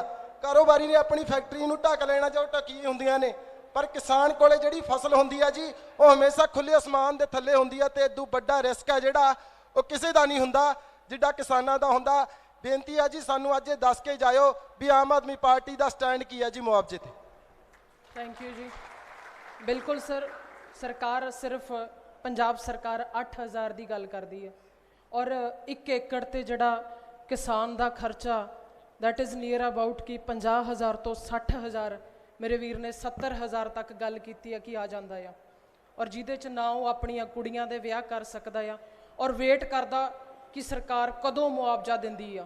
सरकार मुआवजा देने की इतनी लंबी उड़ीक करती है और जब उसकी डिस्ट्रीब्यूशन की बात आती है तो जिसने ठेके ते लई होंदी है ज़मीन उन्होंने मिलता ही नहीं मुआवजा, होर ही किसी को मिल जाता। सो एक बहुत वड्डी समस्या जिहड़ी उहदी डिवीज़न दे विच भी आउंदी है। सो अगली बेनती मैं करूँगी प्रगट सिंह जी डिस्ट्रिक्ट मानसा तो, जिहड़े गुलाबी सुंडी दे रिगार्डिंग गल करना चाहुंदे हैं। ਧੰਨਵਾਦ ਜੀ ਸਾਰੇ ਮੇਰੇ ਕਿਸਾਨ ਵੀਰਾਂ ਦਾ ਇੱਥੇ ਪਹੁੰਚਣ ਤੇ। ਪਿਛਲੇ 2 ਮਹੀਨਿਆਂ ਤੋਂ ਰੌਲਾ ਪੈ ਰਿਹਾ ਹੈ, ਬਠਿੰਡਾ ਮਾਨਸਾ ਮੁਕਤਸਰ ਦਾ ਸਾਰਾ ਨਰਮਾ ਪੱਟੀ ਤਬਾਹ ਹੋ ਗਈ। ਸਰਕਾਰ ਕਹਿੰਦੀ ਮੁਆਵਜ਼ਾ ਦੇਵਾਂਗੇ, ਵਿਸ਼ੇਸ਼ ਗਰਦੌਰੀਆਂ ਕਰਾਵਾਂਗੇ, ਪਰ ਮੈਂ ਤੁਹਾਨੂੰ ਦੱਸਣਾ ਚਾਹਣਾ ਵੀ ਜਿਹੜੀ ਇਹ ਗਰਦੌਰੀ ਹੈ, ਜਿਵੇਂ ਵੀਰ ਨੇ ਦੱਸਿਆ ਗੜੇਮਾਰੀ ਤਾਂ ਵਿਸ਼ੇਸ਼ ਗਰਦੌਰੀ ਹੋ ਸਕਦੀ ਹੈ। ਜਿਹੜੀ ਫਸਲਾਂ ਦੀ ਗਰਦੌਰੀ ਹੈ ਉਹ ਤਾਂ ਸਾਉਣੀ ਦੀਆਂ ਫਸਲਾਂ ਦੀ 6ਵੇਂ ਮਹੀਨੇ 'ਚ ਹੀ ਹੋ ਜਾਂਦੀ ਹੈ ਵੀ ਕਿਹਨੇ ਕਿੰਨਾ ਨਰਮਾ ਬੀਜਿਆ, ਕਿੰਨੀ ਮੂੰਗਫਲੀ ਲਾਈ ਹੈ, ਕਿੰਨਾ ਝੋਨਾ। ਇਹ ਗਰਦੌਰੀ ਦੇ ਮਸਲੇ ਤਾਂ ਸਾਨੂੰ ਕਿਸਾਨਾਂ ਨੂੰ ਉਲਝਾ ਰਹੀ ਹੈ। ਕੁਛ ਸਾਡੇ ਪਾਰਟੀ ਦੇ ਐਮਐਲਏ ਗੁੱਸਾ ਨਾ ਕਰਨ, ਉਹ ਵੀ ਵਿਸ਼ੇਸ਼ ਗਰਦੌਰੀ ਦੀ ਨਰਮੇ ਤੇ ਮੰਗ ਕਰਦੇ ਸੀ, ਚਲੋ ਮੇਰੇ ਨਾਲ ਵੱਧ ਸਿਆਣੇ ਨੇ, ਪਰ ਗਰਦੌਰੀ ਹੈ ਜਿਹੜੀ ਨਰਮੇ ਦੀ ਉਹ 6ਵੇਂ ਮਹੀਨੇ 'ਚ ਹੀ ਹੋ ਜਾਂਦੀ ਹੈ ਵੀ ਕਿੰਨੇ ਏਕੜ ਫਸਲ ਨਰਮੇ ਦੀ ਬੀਜੀ ਹੈ। ਬਾਕੀ ਨਰਮਾ ਪੱਟੀ ਪੂਰੀ ਤਬਾਹ ਹੋਈ ਹੈ, ਕਿਸੇ ਇੱਕ ਕਿਸਾਨ ਦਾ ਨਹੀਂ ਹੋਇਆ। ਇਸ ਨਾਲ ਹਰੇਕ ਕਿਸਾਨ ਦਾ ਜਿਹਨੇ 10 ਕੁਇੰਟਲ ਦਾ ਝਾੜ ਲੈਣਾ ਸੀ 2 ਕੁਇੰਟਲ ਜਾਂ 4 ਕੁਇੰਟਲ ਮਿਲੂਗਾ। ਕਈਆਂ ਕਿਸਾਨਾਂ ਨੂੰ ਤਾਂ ਮੈਨੂੰ ਲੱਗਦਾ 1 ਕੁਇੰਟਲ 'ਤੇ ਹੀ ਖੜਨਾ ਪਊ।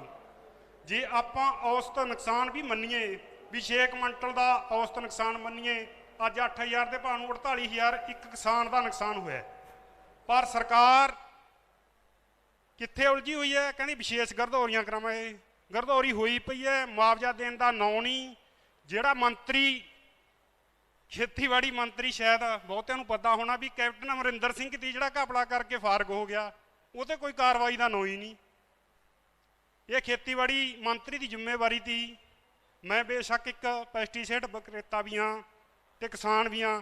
ਇਹ ਖੇਤੀਬਾੜੀ ਮੰਤਰੀ ਦੀ ਜ਼ਿੰਮੇਵਾਰੀ ਤੀ ਵੀ ਜਿਹੜੇ ਬਾਹਰੋਂ ਬੀਜ ਆਉਂਦੇ ਨੇ ਉਹਨਾਂ ਦੇ ਸੈਂਪਲ ਸਰਕਾਰ ਨੇ ਪਾਸ ਕਰਨੇ ਨੇ। ਅੱਜ ਲੜਾਈਆਂ ਕਿੱਥੇ ਹੋ ਰਹੀਆਂ ਨੇ? ਦੁਕਾਨਦਾਰਾਂ ਅਤੇ ਕਿਸਾਨਾਂ ਦੀਆਂ ਆਪਸ 'ਚ।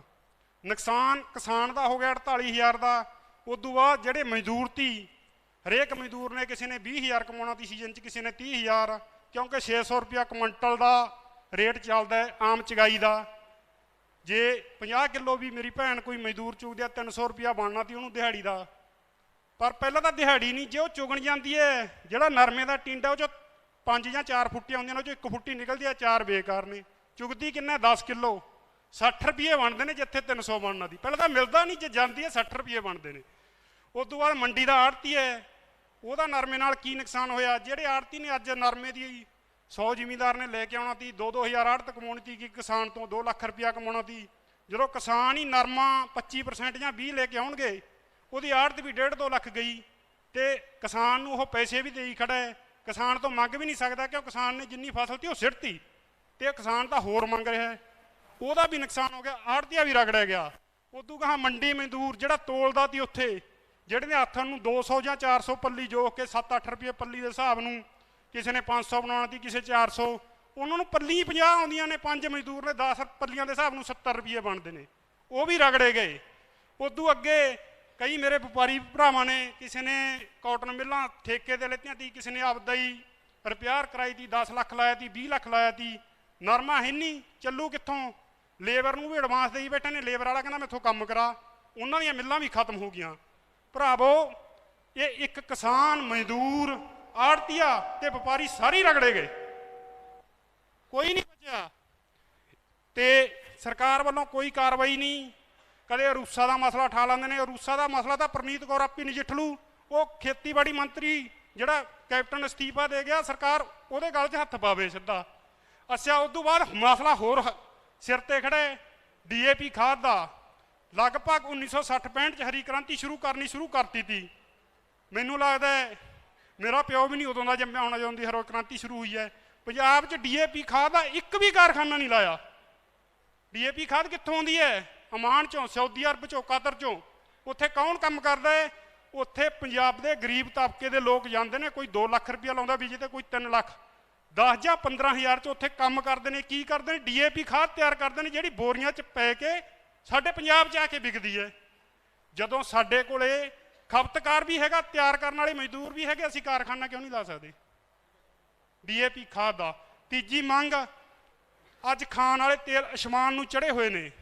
ਮੈਂ ਕੇਜਰੀਵਾਲ ਸਾਹਿਬ ਨੂੰ ਦੱਸਣਾ ਚਾਹੁੰਦਾ ਵੀ ਜੇ ਪੰਜਾਬ ਦੇ ਵਿੱਚ ਤੁਸੀਂ ਮਾਨਸਾ ਜ਼ਿਲ੍ਹੇ ਦੀ ਇੰਨੀ ਹੀ ਧਰਤੀ ਹੈ ਜਿਹੜੀ ਤੇਲਾਂ ਦੀ ਹਨੇਰੀ ਲਿਆ ਸਕਦੀ ਹੈ, ਇੱਥੇ ਮੂੰਗਫਲੀ ਦੀ ਖੇਤੀ ਲਈ ਮਾਨਸਾ ਬਠਿੰਡੇ ਦੀ ਧਰਤੀ ਯੋਗ ਧਰਤੀ ਹੈ। ਪੰਜਾਬ ਸਰਕਾਰ ਕੋਲੇ ਏਜੰਸੀਆਂ ਤਾਂ ਹੈਗੀਆਂ ਪਰ ਇਹਨਾਂ ਦੀਆਂ ਨੀਤਾਂ ਨਹੀਂ। ਜੇ ਤੁਸੀਂ ਵੇਰਕਾ ਦੇ ਵੱਡੇ ਪਲਾਟ ਲੈ ਕੇ ਮੂੰਗਫਲੀ ਦੀ ਖਰੀਦ ਦਾ ਸਰਕਾਰੀ ਐਲਾਨ ਪੰਜਾਬ ਸਰਕਾਰ ਦੀ ਪੱਧਰ ਤੇ ਕਰ ਦੋ, ਮੈਨੂੰ ਨਹੀਂ ਲੱਗਦਾ ਵੀ ਦੇਸ਼ 'ਚ ਖਾਣ ਵਾਲੇ ਮਹਿੰਗੇ ਤੇਲ ਲੈਣੇ ਪੈਣਗੇ। ਤੇਲ ਵੀ ਸਸਤੇ ਹੋਣਗੇ, ਕਿਸਾਨਾਂ ਦੀ ਆਮਦਨ ਵੀ ਵਧੂ। ਤੀਜੀ ਗੱਲ, ਲੋਕ ਪਾਮ ਆਇਲਾਂ ਜਿਹੜੇ ਪਾਮ ਆਇਲ ਵਿੱਚ ਮਿਲਦੇ ਨੇ ਉਹਨਾਂ ਤੋਂ ਬਚਤ ਹੋਊ। ਇਹਦੇ ਨਾਲ ਜਿਹੜਾ ਮੇਰਾ ਵੀਰ ਇੱਕ ਬੋਲ ਕੇ ਗਿਆ ਸੀ ਵੀ ਪਾਣੀ ਦੀ ਸਮੱਸਿਆ ਵੀ ਸਾਡੀ ਘਟੂ, ਇੱਕ ਬੋਲ ਕੇ ਗਿਆ ਸੀ ਧੂਏ ਦੀ ਸਮੱਸਿਆ ਵੀ ਘਟੂ ਜਦੋਂ ਅਸੀਂ ਤੇਲ ਫਸਲਾਂ ਬੀਜਾਂਗੇ। ਤੇ ਉਸ ਤੋਂ ਵੱਡੀ ਮੰਗ, ਮਜ਼ਦੂਰਾਂ ਨੂੰ ਵੀ ਰੁਜ਼ਗਾਰ ਮਿਲੂ, ਨਾਲ ਦੀ ਨਾਲ ਲੋਕ ਬਿਮਾਰੀਆਂ ਤੋਂ ਵੀ ਬਚਣਗੇ, ਸੋ ਨੌਜਵਾਨਾਂ ਨੂੰ ਵੀ ਰੁਜ਼ਗਾਰ ਦੇ ਮੌਕੇ ਮਿਲਣਗੇ। ਮੈਂ ਅੱਜ ਕੇਜਰੀਵਾਲ ਸਾਹਿਬ ਤੋਂ ਮੰਗ ਕਰਦਾ ਵੀ ਜਦੋਂ ਤੁਹਾਡੀ ਸਰਕਾਰ ਬਣਦੀ ਹੈ, ਮਾਨਸਾ ਜ਼ਿਲ੍ਹੇ ਨੂੰ 2 ਵੱਡੇ ਪ੍ਰੋਜੈਕਟ, ਇੱਕ ਤਾਂ ਡੀਏਪੀ ਖਾਦ ਤਿਆਰ ਕਰਨ ਦਾ ਕਾਰਖਾਨਾ, ਇਹ ਲਾਜ਼ਮੀ ਹੋਣਾ ਚਾਹੀਦਾ ਹੈ ਸਾਡੇ ਕਿਸਾਨਾਂ ਨੂੰ। ਹੋਰ ਕਿਸੇ ਵੱਲ ਡੀਏਪੀ ਖਾਦ ਤਿਆਰ ਕਰਨ, ਇੱਕ ਤੇਲ ਪ੍ਰੋਸੈਸਿੰਗ ਦਾ ਕਾਰਖਾਨਾ। ਬੇਸ਼ੱਕ ਸਾਡੀ MP 6 ਸਾਲ ਫੂਡ ਪ੍ਰੋਸੈਸਿੰਗ ਮੰਤਰੀ ਰਹਿ ਗਈ, ਉਹਨੇ ਜ਼ਿਲ੍ਹੇ ਦੇ ਬਠਿੰਡੇ ਜ਼ਿਲ੍ਹੇ ਜਾਂ ਮਾਨਸਾ ਜ਼ਿਲ੍ਹੇ 'ਚ ਇੱਕ ਵੀ ਫੂਡ ਪ੍ਰੋਸੈਸਿੰਗ ਦਾ ਕਾਰਖਾਨਾ ਨਹੀਂ ਲਾਇਆ ਜਿਹੜਾ ਕਿਸਾਨਾਂ ਦੇ ਹਿੱਤ 'ਚ ਹੋਵੇ। ਕਾਰਖਾਨੇ ਕਿੱਥੇ ਲਾਤੇ? ਹਰਿਆਣੇ ਜਾਂ ਹਿਮਾਚਲ 'ਚ ਜਾ ਕੇ। ਸੋ ਮੈਂ ਧੰਨਵਾਦ ਕਰਦਾ ਜਿਹੜਾ ਮੈਨੂੰ ਇੰਨਾ ਟਾਈਮ ਦਿੱਤਾ। ਸੋ ਮੈਂ ਧੰਨਵਾਦ ਕਰਦੀ ਹਾਂ ਵੀਰ ਦਾ। ਇਸ ਤੋਂ ਬਾਅਦ ਜਿਹੜੇ ਸਾਡੇ ਲਾਸਟ ਸਪੀਕਰ ਅਮਨਪ੍ਰੀਤ ਸਿੰਘ, ਜਿਹੜੇ ਸ਼ਾਰਟ 'ਚ ਗੱਲ ਰੱਖਣਗੇ ਕਿਉਂਕਿ ਆਪਾਂ ਨੂੰ ਕਾਫੀ ਸਮਾਂ ਹੋ ਗਿਆ। ਸਤਿ ਸ਼੍ਰੀ ਅਕਾਲ ਜੀ ਪ੍ਰੋਫੈਸਰ ਸਾਹਿਬ, ਤੁਸੀਂ ਮੇਰੇ ਵੱਡੇ ਭੈਣ ਜੀ ਹੋ। ਜਿਵੇਂ 20 ਸਾਲ ਪਹਿਲਾਂ ਕੁਲਫੀ ਗਰਮ ਕੀਤੀ ਸੀ ਤੇ ਮੇਰਾ ਇੰਜਣ ਵੀ ਹੌਲੀ ਹੌਲੀ ਗਰਮ ਹੋਊਗਾ। 2 ਮਿੰਟ ਨਹੀਂ ਭੈਣ ਬਣ ਕੇ 4 ਮਿੰਟ ਦੇ ਦਿਓ। 4 ਲੈ ਲਓ ਜੀ, 4। ਧੂਏ ਦੀ ਗੱਲ ਵੀਰ ਨੇ ਕਰੀ ਸੀ। ਧੂਆਂ ਜੇ ਮਾਨਸਾ ਪਰਾਲੀ ਨੂੰ ਅੱਗ ਲੱਗਦੀ ਹੈ ਤਾਂ ਸਤੌਜ ਹੋ ਕੇ ਫੇਰ ਦਿੱਲੀ ਜਾਊ, ਉੱਥੇ ਅਸੀਂ ਜਾਣ ਨਹੀਂ ਦਿੰਦੇ। ਦਾ ਹੱਲ ਇੱਥੇ ਕਰਾ ਦਿਓ, ਧੂਆਂ ਨਹੀਂ ਜਾਣ ਦਿੰਦੇ, ਜ਼ਿੰਮੇਵਾਰੀ ਆ। ਮੇਰਾ ਜਿਹੜਾ ਟੌਪਿਕ ਹੈ, मेरा पहला टॉपिक यह सी कि पॉलिटिशियन का बेटा पॉलिटिशियन बन जाता है। 60 साल तो बाबे बादल ने कुर्सी सांभी है, हुण उहदा पुत्त सांभण नूं फिरदा, नूंह सांभी फिरदी है, साला मुंडे दा सारे सांभी फिरदे आ। इंजीनियर दा बेटा इंजीनियर बन जाता, डॉक्टर दा बेटा डॉक्टर बन जाता, टीचर दा बेटा टीचर बन जाता है। किसान दा बेटा की बनूगा, ये बहुत बड़ा सवाल है। किसान दा पुत्त की बनूगा? ਜਾਂ ਤਾਂ ਉਹਦੇ ਪਿਓ ਵਾਂਗੂ ਖੁਦਕਸ਼ੀ ਕਰੂ ਜਿਹੜੇ ਅੱਜ ਦੇ ਹਾਲਾਤ ਨੇ, ਜਾਂ ਫਿਰ ਪਿਓ ਆਦੇ ਪੁੱਤ ਨੂੰ ਕਹਿੰਦਾ ਪੁੱਤ ਮੇਰੇ ਕੋਲ 1.5 ਕਿੱਲਾ ਜ਼ਮੀਨ ਆ, ਮੈਂ ਕਿੱਲਾ ਵੇਚਦਾ, ਤੂੰ ਕੈਨੇਡਾ ਵਗ ਜਾ। ਮੇਰੇ ਪਾਪਾ ਵੀ ਅੱਜ ਪ੍ਰੋਗਰਾਮ 'ਚ ਬੈਠੇ ਨੇ ਤੇ ਜਦੋਂ ਮੈਂ ਉਹਨਾਂ ਨੂੰ ਕਿਹਾ ਪਾਪਾ ਤੁਸੀਂ ਖੇਤੀ ਕਰਦੇ ਸੀ, ਮੈਂ ਵੀ ਖੇਤੀ ਕਰ ਲਾਂ, ਮੈਨੂੰ ਕਹਿੰਦੇ ਪੁੱਤ ਰੱਸਾ ਗਲ 'ਚ ਪਾਉਣ ਦਾ ਕੋਈ ਫਾਇਦਾ ਨਹੀਂ, ਘਾਟੇ ਦਾ ਸੌਦਾ, ਤੂੰ ਆਦਾ ਕੋਈ ਹੋਰ ਕੰਮ ਕਰ ਲੈ, ਖੇਤੀ 'ਚ ਕੋਈ ਮੁਨਾਫਾ ਨਹੀਂ ਰਿਹਾ। ਜਿੰਨੇ ਬੰਦੇ ਬੈਠੇ ਆ ਅੱਜ ਕੋਈ ਮੁਨਾਫਾ ਕਮਾ ਰਿਹਾ ਤਾਂ ਮੈਨੂੰ ਦੱਸ ਦਿਓ। ਸਾਰਿਆਂ ਨੇ ਕਵਰ ਕੀਤਾ। ਯੂਥ ਨੂੰ ਕੀ ਖਾ ਕੇ ਬਹਿ ਗਿਆ? ਸੁਖਬੀਰ ਬਾਦਲ ਐਲਾਨ ਕਰੀ ਜਾਂਦਾ ਵੀ ਅਸੀਂ ਕਰਜ਼ਾ ਦੇ ਦਿਆਂਗੇ, ਤੁਸੀਂ ਕੈਨੇਡਾ ਵਗ ਜਾਓ, ਯੂਥ ਪੜ੍ਹਨ ਉੱਥੇ ਜਾਵੇ। ਵੀ ਜਿਹੜਾ ਮਾੜੇ ਮੋਟਾ ਟੈਲੈਂਟ ਰਹਿ ਗਿਆ ਪੰਜਾਬ ਦਾ ਇੱਥੇ, ਇਹ ਨਹੀਂ ਰੱਖਣਾ, ਇਹਨੂੰ ਵੀ ਕੱਢ ਦਿਓ। ਕਿਉਂ? ਆਪ ਮਾੜੇ ਹਾਲਾਤਾਂ 'ਚੋਂ ਪੰਜਾਬ ਦਾ ਸਾਥ ਦੇ ਕੇ ਛੱਡ ਕੇ ਭੱਜਿਆ ਹੋਇਆ ਸੀ। ਜਿਵੇਂ ਬਾਬੇ ਨੇ ਕੁਰਸੀ ਸਾਂਭੀ, ਪੁੱਤ ਨੇ ਸਾਂਭ ਲਈ। ਕਿਸਾਨ ਦਾ ਪੁੱਤ ਵੀ ਕਿਸਾਨ ਬਣਨਾ ਚਾਹੁੰਦਾ, ਉਹ ਨਹੀਂ ਚਾਹੁੰਦਾ ਉਹਦੇ ਮਾਂ-ਬਾਪ ਨੂੰ ਛੱਡ ਕੇ ਕੈਨੇਡਾ ਜਾਵੇ। ਜਿਹੜਾ ਵੀ ਬੱਚਾ ਕੈਨੇਡਾ ਅਮਰੀਕਾ ਪੜ੍ਹਨ ਜਾਂਦਾ, ਉਹਦੇ ਮਾਂ ਪਿਓ ਇੱਥੇ ਰੁਲਦੇ ਰਹਿੰਦੇ ਨੇ, ਉਹ ਉੱਥੇ ਰਹਿ ਜਾਂਦਾ। ਕਿਸੇ ਦਾ ਪਿਓ ਇੱਥੇ ਮਰ ਜਾਂਦਾ ਤਾਂ ਉਹਦਾ ਪੁੱਤ ਉਹਦੇ ਸੰਸਕਾਰ ਤੇ ਵੀ ਇੱਥੇ ਆ ਨਹੀਂ ਸਕਦਾ। ਇਹ ਸਭ ਤੋਂ ਵੱਡੀ ਤਰਾਸਦੀ ਹੈ। ਯੂਥ ਦੇ ਲਈ ਐਂਟਰਪ੍ਰੇਨਿਓਰਸ਼ਿਪ ਲੈ ਕੇ ਆਈ ਜਾਵੇ। ਸਾਡੇ ਵੀਰ ਨੇ ਡੇਅਰੀ ਡਿਪਾਰਟਮੈਂਟ ਦੀ ਗੱਲ ਕੀਤੀ ਸੀ। ਇੱਕ ਗੱਲ ਦੱਸ ਦੇਣੀ ਚਾਹੁੰਦਾ, ਪੰਜਾਬ ਦੇ ਵਿੱਚ ਜਿਹੜਾ ਸ਼ੁੱਧ ਦੁੱਧ ਪੈਦਾ ਹੁੰਦਾ ਇੱਕ ਦਿਨ ਦਾ 16 ਲੱਖ ਲੀਟਰ ਪੈਦਾ ਹੁੰਦਾ ਹੈ, ਜਿਸ ਚੋਂ 9 ਲੱਖ ਲੀਟਰ ਦੁੱਧ ਕੱਲਾ ਲੁਧਿਆਣਾ ਸ਼ਹਿਰ ਪੀ ਜਾਂਦਾ ਹੈ। ਬਾਕੀ ਪੰਜਾਬ ਲਈ ਬਚਦਾ 7 ਲੱਖ ਲੀਟਰ। ਤੇ ਪੂਰਾ ਕਿੱਥੋਂ ਹੁੰਦਾ ਹੈ? ਫੈਕਟਰੀਆਂ ਵਾਲੇ ਬਣਾ ਕੇ ਵੇਚੀ ਜਾਂਦੇ ਨੇ। ਇੰਨਾ ਕੁ ਨਕਲੀ ਦੁੱਧ ਪ੍ਰੋਡਿਊਸ ਹੁੰਦਾ ਵੀ ਤੁਸੀਂ ਗੱਲਾਂ ਹੀ ਛੱਡ ਦਿਓ। ਰਾਤ ਨੂੰ ਡੇਅਰੀ ਵਾਲੇ ਨੂੰ ਕਹਿ ਦਿਓ ਵੀ ਤੜਕੇ 10 ਕੁਆਂਟਲ ਪਨੀਰ ਚਾਹੀਦਾ, 5 ਵਜੇ ਤੈਨੂੰ ਦੇ ਦੂ। ਮੱਝ ਘਰੇ ਇੱਕ ਨਹੀਂ ਨਾ ਦੁੱਧ ਆਉਂਦਾ ਉਹਦੇ ਕੋਲੇ। ਜਿਹੜਾ ਬੰਦਾ ਮਿਲਾਵਟ ਕਰਦਾ ਖਾਸ ਕਰਕੇ ਦੁੱਧ ਦੇ ਵਿੱਚ, ਉਹਦੇ ਤੇ 307 ਦੀ ਧਾਰਾ ਲਾ ਕੇ ਪਰਚਾ ਦਰਜ ਕੀਤਾ ਜਾਵੇ, ਕਿਉਂਕਿ ਉਹਦੀ ਸਿੱਧਮ ਸਿੱਧੀ ਨੀਤ ਹੈ ਸਾਨੂੰ ਗਲਤ ਚੀਜ਼ ਖਵਾ ਕੇ ਮਾਰਨ ਦੀ। ਖੇਤੀ ਦੇ ਨਾਲ ਤੁਸੀਂ ਕਿਸਾਨਾਂ ਦੀ ਗੱਲ ਸੁਣਨ ਆਇਓ, ਮੈਂ ਤੁਹਾਡਾ ਥੈਂਕ ਯੂ ਕਰਦਾ। ਪਹਿਲਾ ਮੁੱਖ ਮੰਤਰੀ ਹੈ ਜਿਹੜਾ ਗੱਲ ਸੁਣਨ ਆਇਆ, ਸੁਣਾਉਣ ਨਹੀਂ ਆਇਆ। ਝੰਡੇ ਨੂੰ ਅਸੀਂ 20 ਸਾਲ ਤੋਂ ਸੁਣਦੇ ਆ, ਇਹ ਝੰਡੇ ਵਾਸਤੇ ਸਾਡਾ ਝੰਡਾ ਹੀ ਖੜਾ ਰਹੂਗਾ। ਭਗਵੰਤ ਮਾਨ ਪੰਜਾਬ ਦੀ ਉਹ ਧੜਕਣ ਹੈ ਜਿਹਨੇ 20 ਸਾਲ ਪਹਿਲਾਂ ਸਾਨੂੰ ਕਮੇਡੀ ਸੁਣਾਈ, ਪਰ ਜੇ ਤੁਸੀਂ ਉਹਨੂੰ ਸੀਰੀਅਸ ਹੋ ਕੇ ਸੁਣ ਲਓ, ਤੁਹਾਡੀਆਂ ਅੱਖਾਂ 'ਚੋਂ ਪਾਣੀ ਨਹੀਂ ਰੁਕਣਾ। ਕਮੇਡੀ ਨਹੀਂ ਸੀ, ਪੰਜਾਬ ਦੇ ਦਰਦ ਸੀਗੇ। ਸੋ 2 ਸਾਲਾਂ ਤੋਂ ਅਸੀਂ ਸਤਾਉਜ ਵਾਲੇ ਝੰਡੇ ਦਾ ਝੰਡਾ ਚੱਕਿਆ ਹੋਇਆ, ਹਾਰਨ ਨਹੀਂ ਦਿੱਤਾ। ਕਿੱਡੇ ਕਿੱਡੇ ਵਪਾਰੀ ਦੇ ਬਰਾਬਰ ਆ ਕੇ ਚੋਣ ਲੜ ਕੇ, ਪਰ ਅਸੀਂ ਨੂੰ ਜਿਤਾਇਆ। ਗਾਹਾਂ ਨੂੰ ਆ ਸਾਰੇ ਜਿਤਾਉਣਾ ਚਾਹੁੰਦੇ ਨੇ, ਪਰ ਯੂਥ ਲਈ ਕੀ ਪ੍ਰੋਗਰਾਮ ਹੈ? ਯੂਥ 2 ਤਰੀਕਿਆਂ ਨਾਲ ਖਤਮ ਕੀਤਾ ਜਾ ਰਿਹਾ। ਜਿਹੜੇ 'ਚ ਟੈਲੈਂਟਾਂ ਨੂੰ ਬਾਹਰ ਭੇਜਿਆ ਜਾ ਰਿਹਾ ਹੈ, ਬਾਕੀ ਯੂਥ ਨੂੰ ਨਸ਼ੇ ਦੀ ਲੱਤ ਲਾਤੀ। ਕੋਈ ਵੀ ਪੰਜਾਬੀ ਕਿਸਾਨ ਜਿਵੇਂ ਪਰਾਲੀ ਨਹੀਂ ਮਚਾਉਣਾ ਚਾਹੁੰਦਾ, ਉਵੇਂ ਕੋਈ ਵੀ ਯੂਥ ਦਾ ਵਰਕਰ ਨਸ਼ਾ ਨਹੀਂ ਕਰਨਾ ਚਾਹੁੰਦਾ। ਦਿੱਲੀ ਦੀਆਂ ਯੂਥ ਨੇ ਜਾ ਕੇ ਚੀਕਾਂ ਕਢਾਤੀਆਂ, 11 ਮਹੀਨੇ ਹੋ ਗਏ। ਸਾਨੂੰ ਕੀ ਕਿਹਾ ਜਾਂਦਾ ਵੀ ਚਿੱਟਾ ਕਿੱਥੋਂ ਆਉਂਦਾ? ਪਾਕਿਸਤਾਨ ਤੋਂ ਆਉਂਦਾ, ਜਿਹਦੀ ਸਰਹੱਦ ਪਾਕਿਸਤਾਨ ਨਾਲ ਲੱਗਦੀ ਹੈ। ਗੁਜਰਾਤ ਦੀ ਸਰਹੱਦ ਵੀ ਤਾਂ ਪਾਕਿਸਤਾਨ ਨਾਲ ਲੱਗਦੀ ਹੈ, ਗੁਜਰਾਤ 'ਚ ਚਿੱਟਾ ਕਿਉਂ ਨਹੀਂ ਆਉਂਦਾ? ਸ਼ਾਹਰੁਖ ਖਾਨ ਦੇ 15 ਗ੍ਰਾਮ ਚਿੱਟੇ ਦੇ ਮੁੰਡੇ ਤੇ ਰੌਲਾ ਪੈ ਗਿਆ, ਮੀਡੀਆ ਚੱਕੀ ਫਿਰਦਾ, ਸਰਕਾਰਾਂ ਖਿੱਚੀ ਫਿਰਦੀਆਂ। ਜਿਹੜਾ ਅਡਾਨੀਆਂ ਦੇ ਕਿੰਨਾ ਚਿੱਟਾ ਫੜਿਆ ਗਿਆ ਉਹ ਪਤਾ ਹੀ ਨਹੀਂ। ਜਿਹੜਾ ਮਜੀਠੀਆ ਨੇ ਕਿੰਨਾ ਚਿੱਟਾ ਪੰਜਾਬ 'ਚ ਬਾੜਤਾ। ਡੇਰਾ ਬਾਬਾ ਨਾਨਕ ਕੋਲੇ ਇੱਕ ਪਿੰਡ ਹੈ ਜੀ, ਉੱਥੇ ਤੁਹਾਨੂੰ 25 ਸਾਲ ਦਾ ਮੁੰਡਾ ਨਹੀਂ ਮਿਲਣਾ। ਮੈਂ ਪਿਛਲੇ ਮਹੀਨੇ ਵਰਕਿੰਗ ਕਰਕੇ ਆਇਆ। ਚਿੱਟੇ ਨੇ ਖਤਮ ਕਰਤਾ। ਪਹਿਲਾਂ ਖਾੜਕੂ ਲਹਿਰ 'ਚ ਪੁਲਿਸ ਨੇ ਬੰਦੇ ਮਾਰ-ਮਾਰ ਖਤਮ ਕਰਤੇ। 47 ਵੇਲੇ ਸਭ ਤੋਂ ਪਹਿਲਾਂ ਨੁਕਸਾਨ ਬਾਰਡਰ ਦਾ ਹੋਇਆ, ਜਦੋਂ ਪੰਜਾਬ ਵੱਢਿਆ ਗਿਆ। ਪੰਜਾਬ ਨੂੰ ਉਜਾੜਨ ਦੀ ਕੋਸ਼ਿਸ਼ ਕੀਤੀ ਜਾ ਰਹੀ ਹੈ। ਸੋ ਮੇਰੀ ਇਹੀ ਰਿਕੁਐਸਟ ਹੈ ਕਿ ਪੰਜਾਬ ਦੇ ਕਿਸਾਨ ਨੂੰ ਬਚਾ ਕੇ ਯੂਥ ਨੂੰ ਬਚਾ ਲਓ।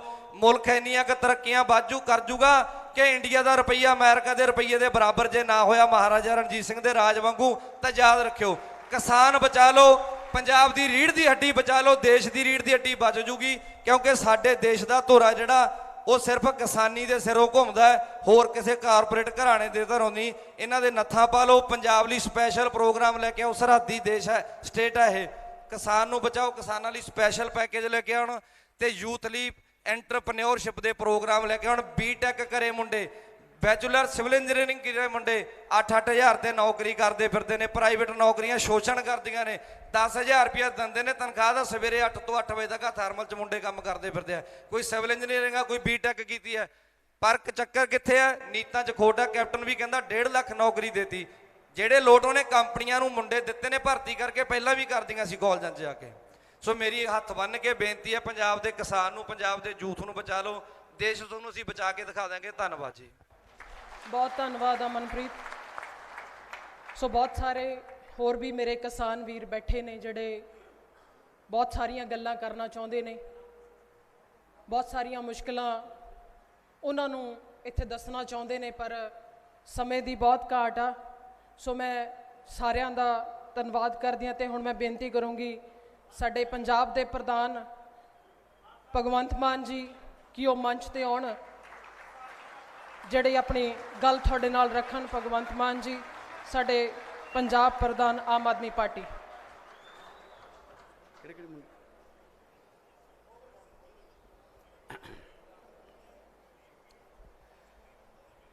ਮਾਨਸਾ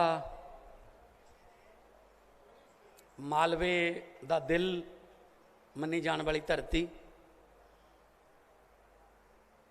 ਮਾਨਸਾ ਦੇ ਇਮਾਨਦਾਰ, ਜਜ਼ਬੇ ਵਾਲੇ, ਜੋ ਗੱਲ ਦਿਲ 'ਚ ਹੈ ਉਹੀ ਗੱਲ ਜ਼ੁਬਾਨ ਤੇ ਕਹਿਣ ਵਾਲੇ ਜੁਝਾਰੂ ਲੋਕਾਂ ਦੀ ਧਰਤੀ ਹੈ। ਮੈਂ ਤੁਹਾਡਾ ਸਾਰਿਆਂ ਦਾ ਇੱਥੇ ਪਹੁੰਚਣ ਤੇ ਸਵਾਗਤ ਕਰਦਾ। ਅਰਵਿੰਦ ਕੇਜਰੀਵਾਲ ਜੀ ਮੁੱਖ ਮੰਤਰੀ ਦਿੱਲੀ, ਜਿਨ੍ਹਾਂ ਨੇ ਦੇਸ਼ ਦੇ ਵਿੱਚ ਰਾਜਨੀਤੀ ਦੀ ਦਸ਼ਾ ਤੇ ਦਿਸ਼ਾ ਬਦਲ ਕੇ ਰੱਖਤੀ। ਪੰਜਾਬ ਦੇ ਰਾਜਨੀਤਿਕ ਮਾਮਲਿਆਂ ਦੇ ਇੰਚਾਰਜ, ਦਿੱਲੀ ਤੋਂ 3 ਵਾਰ ਦੇ ਤਿਲਕ ਨਗਰ ਤੋਂ MLA ਮੇਰੇ ਵੀਰ ਜਰਨੈਲ ਸਿੰਘ ਜੀ, ਰਜਿੰਦਰ ਨਗਰ ਤੋਂ MLA ਤੇ ਦਿੱਲੀ ਜਲ ਬੋਰਡ ਦੇ ਚੇਅਰਮੈਨ ਤੇ ਪਾਰਟੀ ਦੇ ਸਪੋਕਸਪਰਸਨ ਰਾਘਵ ਚੱਡਾ ਜੀ, ਵਿਰੋਧੀ ਧਿਰ ਦੇ ਨੇਤਾ ਹਰਪਾਲ ਚੀਮਾ ਜੀ, ਕੋਟਕਪੂਰਾ ਤੋਂ MLA ਤੇ ਕਿਸਾਨ ਵਿੰਗ ਦੇ ਸਾਡੇ ਪੰਜਾਬ ਦੇ ਪ੍ਰਧਾਨ ਕੁਲਤਾਰ ਸੰਧਵਾ ਜੀ, ਤਲਵੰਡੀ ਸਾਬੋ ਤੋਂ MLA ਪਾਰਟੀ ਦੇ ਸੀਨੀਅਰ ਨੇਤਾ ਬੀਬਾ ਬਲਜਿੰਦਰ ਕੌਰ ਜੀ, ਸਾਰਿਆਂ ਨੂੰ ਜਿੰਨੇ ਵੀ ਤੁਸੀਂ ਸਾਰੇ ਕਦਮ ਚੱਲ ਕੇ ਆਏ ਹੋ ਸਾਡੇ ਸਿਰ ਮੱਥੇ, ਸਭ ਤੋਂ ਪਹਿਲਾਂ ਮੇਰੀ ਫਤਿਹ ਪ੍ਰਵਾਨ ਕਰਿਓ। ਵਾਹਿਗੁਰੂ ਜੀ ਕਾ ਖਾਲਸਾ, ਵਾਹਿਗੁਰੂ ਜੀ ਕੀ ਫਤਿਹ। ਸਾਰਿਆਂ ਨੂੰ ਸਤਿ ਸ੍ਰੀ ਅਕਾਲ। ਇਹ ਕੋਈ ਰਾਜਨੀਤਿਕ ਰੈਲੀ ਨਹੀਂ ਹੈਗੀ, ਇੱਥੇ ਅਸੀਂ ਕੋਈ ਸ਼ਕਤੀ ਪ੍ਰਦਰਸ਼ਨ ਕਰਨ ਨਹੀਂ ਆਏ, ਨਾ ਹੀ ਕੋਈ ਵੋਟਾਂ ਮੰਗਣ ਆਏ ਆ, ਕਿਉਂਕਿ ਹਜੇ ਵੋਟਾਂ 'ਚ ਬਹੁਤ ਟਾਈਮ ਹੈ। ਅਸੀਂ ਤੁਹਾਡੇ ਨਾਲ ਵਿਚਾਰ ਵਟਾਂਦਰੇ ਕਰਨ ਆਏ ਆ। ਜਿਸ ਤਰ੍ਹਾਂ ਮੇਰੇ ਵੀਰ ਨੇ, ਨੌਜਵਾਨ ਮੁੰਡੇ ਨੇ ਬੋਲਦੇ ਹੋਏ ਨੇ ਦੱਸਿਆ ਕਿ ਅਕਸਰ ਇਸ ਤੋਂ ਪਹਿਲਾਂ ਲੀਡਰ ਆਉਂਦੇ ਆ, ਉਹ ਆਪਦੀਆਂ ਸੁਣਾ ਕੇ ਚਲੇ ਜਾਂਦੇ ਆ, ਤੁਹਾਡੀ ਕੋਈ ਨਹੀਂ ਸੁਣਦਾ। ਤੁਹਾਨੂੰ ਬੱਸਾਂ 'ਚ ਲੱਦ ਕੇ ਇੱਥੇ ਲਿਆਂਦਾ ਜਾਂਦਾ ਹੈ, ਬਾਅਦ 'ਚ ਜਾਂਦੇ ਹੋਇਆਂ ਨੂੰ ਕੋਈ ਸਮਾਨ ਸੱਪਾ ਜੀ ਦਾ ਕਿ ਲਾਲਚ ਦਿੱਤਾ ਜਾਂਦਾ, ਉਹ ਖਵਾ ਕੇ ਘਰੇ ਛੱਡ ਦਿੱਤਾ ਜਾਂਦਾ ਹੈ।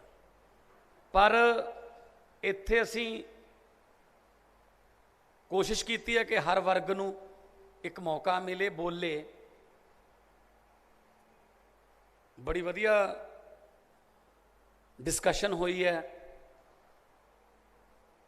ਭਾਈ ਸਾਹਿਬ ਉਹ 8ਵੀਂ 9ਵੀਂ ਗੱਲ ਨੂੰ ਵੀ ਕਹਿੰਦੇ ਸੀ ਵੀ ਦੂਜੀ ਗੱਲ ਇਹ ਹੈ, ਕਿਉਂਕਿ ਦਿਲ ਦੇ ਵਿੱਚ ਜਜ਼ਬੇ ਸੀ, ਭਰੇ ਪਏ ਨੇ ਨਾ, ਕਿਸੇ ਨੇ ਸੁਣੇ ਹੀ ਨਹੀਂ। ਜਜ਼ਬਾ ਮਤਲਬ ਪੜਾਸ ਨਿਕਲੀ ਹੋਈ ਨਹੀਂ ਕਿਤੇ। ਲੀਡਰ ਆਉਂਦੇ ਆ, ਆਪ ਦੀਆਂ ਸੁਣਾ ਕੇ ਚਲੇ ਜਾਂਦੇ ਆ। ਹੁਣ ਪਿਛਲੇ 2014 ਤੋਂ ਲੈ ਕੇ 2021 ਹੋ ਗਈ, 7 ਸਾਲ ਹੋ ਗਏ, ਨਰਿੰਦਰ ਮੋਦੀ ਨੇ ਕਿਸੇ ਦੀ ਸੁਣੀ ਹੈ? ਆਪਦੀ ਹਰੇਕ ਐਤਵਾਰ ਨੂੰ ਕਹਿੰਦਾ ਮੇਰੇ ਮਨ ਕੀ ਬਾਤ। ਮੈਂ ਕਿਹਾ ਤੇਰੇ ਮਨ ਕੀ ਬਾਤ ਤਾਂ ਬਹੁਤ ਸੁਣ ਲਈ, ਸਾਡੇ ਮਨ ਕੀ ਬਾਤ ਤਾਂ ਸੁਣੋ ਨਾ। ਸੋ ਤੁਹਾਡੇ ਮਨ ਕੀ ਬਾਤ ਸੁਣਨ ਆਇਆ ਸੀ। ਹੁਣ ਆਹ ਫਰਕ ਹੈ ਬਸ। ਇਦਾਂ ਹੀ ਦਿੱਲੀ 'ਚ ਹੁੰਦਾ ਰਿਹਾ, ਪਾਰਟੀਆਂ ਮੈਨੀਫੈਸਟੋ ਬਣਾਉਂਦੀਆਂ, ਹੁਣ ਤੱਕ ਡਰਾਇੰਗ ਰੂਮ 'ਚ ਬਹਿ ਕੇ ਬਣਾਉਂਦੀਆਂ, ਔਰ ਬਣਾਉਂਦੀਆਂ ਵੀ ਵੋਟਾਂ ਤੋਂ 15 ਕੁ ਦਿਨ ਪਹਿਲਾਂ, ਔਰ ਦੂਜੀ ਪਾਰਟੀ ਨੂੰ ਦੇਖ ਲੈਂਦੇ ਆ ਉਹਨਾਂ ਨੇ ਕਿੰਨਾ ਲਿਖਿਆ ਬਈ, ਉਹਨਾਂ ਨੇ 2 ਲੱਖ ਨੌਕਰੀਆਂ ਲਿਖਿਆ, 2.5 ਲਿਖ ਦਿਓ। ਉਹਨਾਂ ਨੇ ਕੀ ਲਿਖਿਆ? ਉਹਨਾਂ ਨੇ ਸਰ 4 ਰੁਪਏ ਕਿਲੋ ਆਟਾ ਲਿਖਤਾ, 3 ਕਰ ਦਿਓ। ਕਿਹੜਾ ਦੇਣਾ ਹੈ? ਕੇਜਰੀਵਾਲ ਕੀ ਕਹਿ ਗਿਆ ਬਈ ਚੰਡੀਗੜ੍ਹ, ਮੈਂ 300 ਯੂਨਿਟ, ਆਪਣਾ ਸੁੱਖਾ ਕਹਿੰਦਾ 400 ਕਰ ਦਿਓ। ਕਿਹੜਾ ਦੇਣੀ ਹੈ? ਕੇਜਰੀਵਾਲ ਉਹ ਕਹਿੰਦਾ ਜੋ ਉਹਨੇ ਕਰਨਾ ਹੈ ਤੇ ਉਹ ਕਰ ਸਕਦਾ ਹੈ। ਦਿੱਲੀ ਦੇ ਵਿੱਚ ਵੀ ਮੁਹੱਲਿਆਂ 'ਚ ਜਾ ਜਾ ਕੇ ਲੋਕਾਂ ਨਾਲ ਗੱਲ ਕਰ ਕਰਕੇ ਮੈਨੀਫੈਸਟੋ ਬਣਿਆ ਸੀ ਵੀ ਹਾਂ ਵੀ ਕੀ ਚਾਹੀਦਾ, ਤੁਸੀਂ ਆਪਣੀ ਸਰਕਾਰ ਤੋਂ ਕੀ ਚਾਹੁੰਦੇ ਹੋ। ਇਹ ਤਾਂ ਹੋਗੀ ਨਾ ਗੱਲ ਡੈਮੋਕ੍ਰੇਸੀ ਵਾਲੀ। ਹੁਣ ਡਰਾਇੰਗ ਰੂਮਾਂ 'ਚ ਚੰਡੀਗੜ੍ਹ ਦਿੱਲੀ ਬਹਿ ਕੇ ਬਣਾਓਗੇ ਤੇ ਫਿਰ ਲੋਕਾਂ 'ਚ ਆਓਗੇ ਤਾਂ ਕੀ ਬਣੂਗਾ। ਹੁਣ ਕੈਪਟਨ ਅਮਰਿੰਦਰ ਸਿੰਘ ਕੱਲ ਦੇਖਿਆ ਹੋਣਾ, ਮੈਨੀਫੈਸਟੋ ਚੱਕੀ ਫਿਰਦਾ ਸੀ, ਕਹਿੰਦਾ ਮੈਂ 92% ਵਾਅਦੇ ਪੂਰੇ ਕਰਤੇ। ਫਿਰ ਭਾਈ ਇੱਥੇ ਇਕੱਲੇ ਹੀ ਕਿਉਂ ਬੈਠਾ ਅੱਜ? ਫਿਰ ਕੱਲ ਇਕੱਲੇ ਹੀ ਬੈਠਾ ਸੀ ਨਾ। ਕਿਹੜੇ ਵਾਅਦੇ ਪੂਰੇ ਕਰਤੇ ਦੱਸੋ? ਘਰ ਘਰ ਨੌਕਰੀ ਦਾ ਵਾਅਦਾ ਸੀ, ਕਿੱਥੇ ਹੈ? ਸਾਰੇ ਕਰਜ਼ੇ ਮਾਫ ਕਰਨ ਦਾ ਵਾਅਦਾ ਸੀ, ਕਿੱਥੇ ਹੈ? ਸਮਾਰਟਫੋਨ ਕਿੱਥੇ ਨੇ? 2500 ਰੁਪਏ ਬੁਢਾਪਾ ਪੈਨਸ਼ਨ ਕਿੱਥੇ ਹੈ? 51,000 ਰੁਪਇਆ ਸ਼ਗਨ ਸਕੀਮ ਕਿੱਥੇ ਹੈ? 4.5 ਸਾਲ ਤੱਕ ਘਰੋਂ ਨਿਕਲੇ ਹੀ ਨਹੀਂ। ਤੇ ਹੁਣ ਚੰਨੀ ਸਾਹਿਬ ਆ ਗਏ।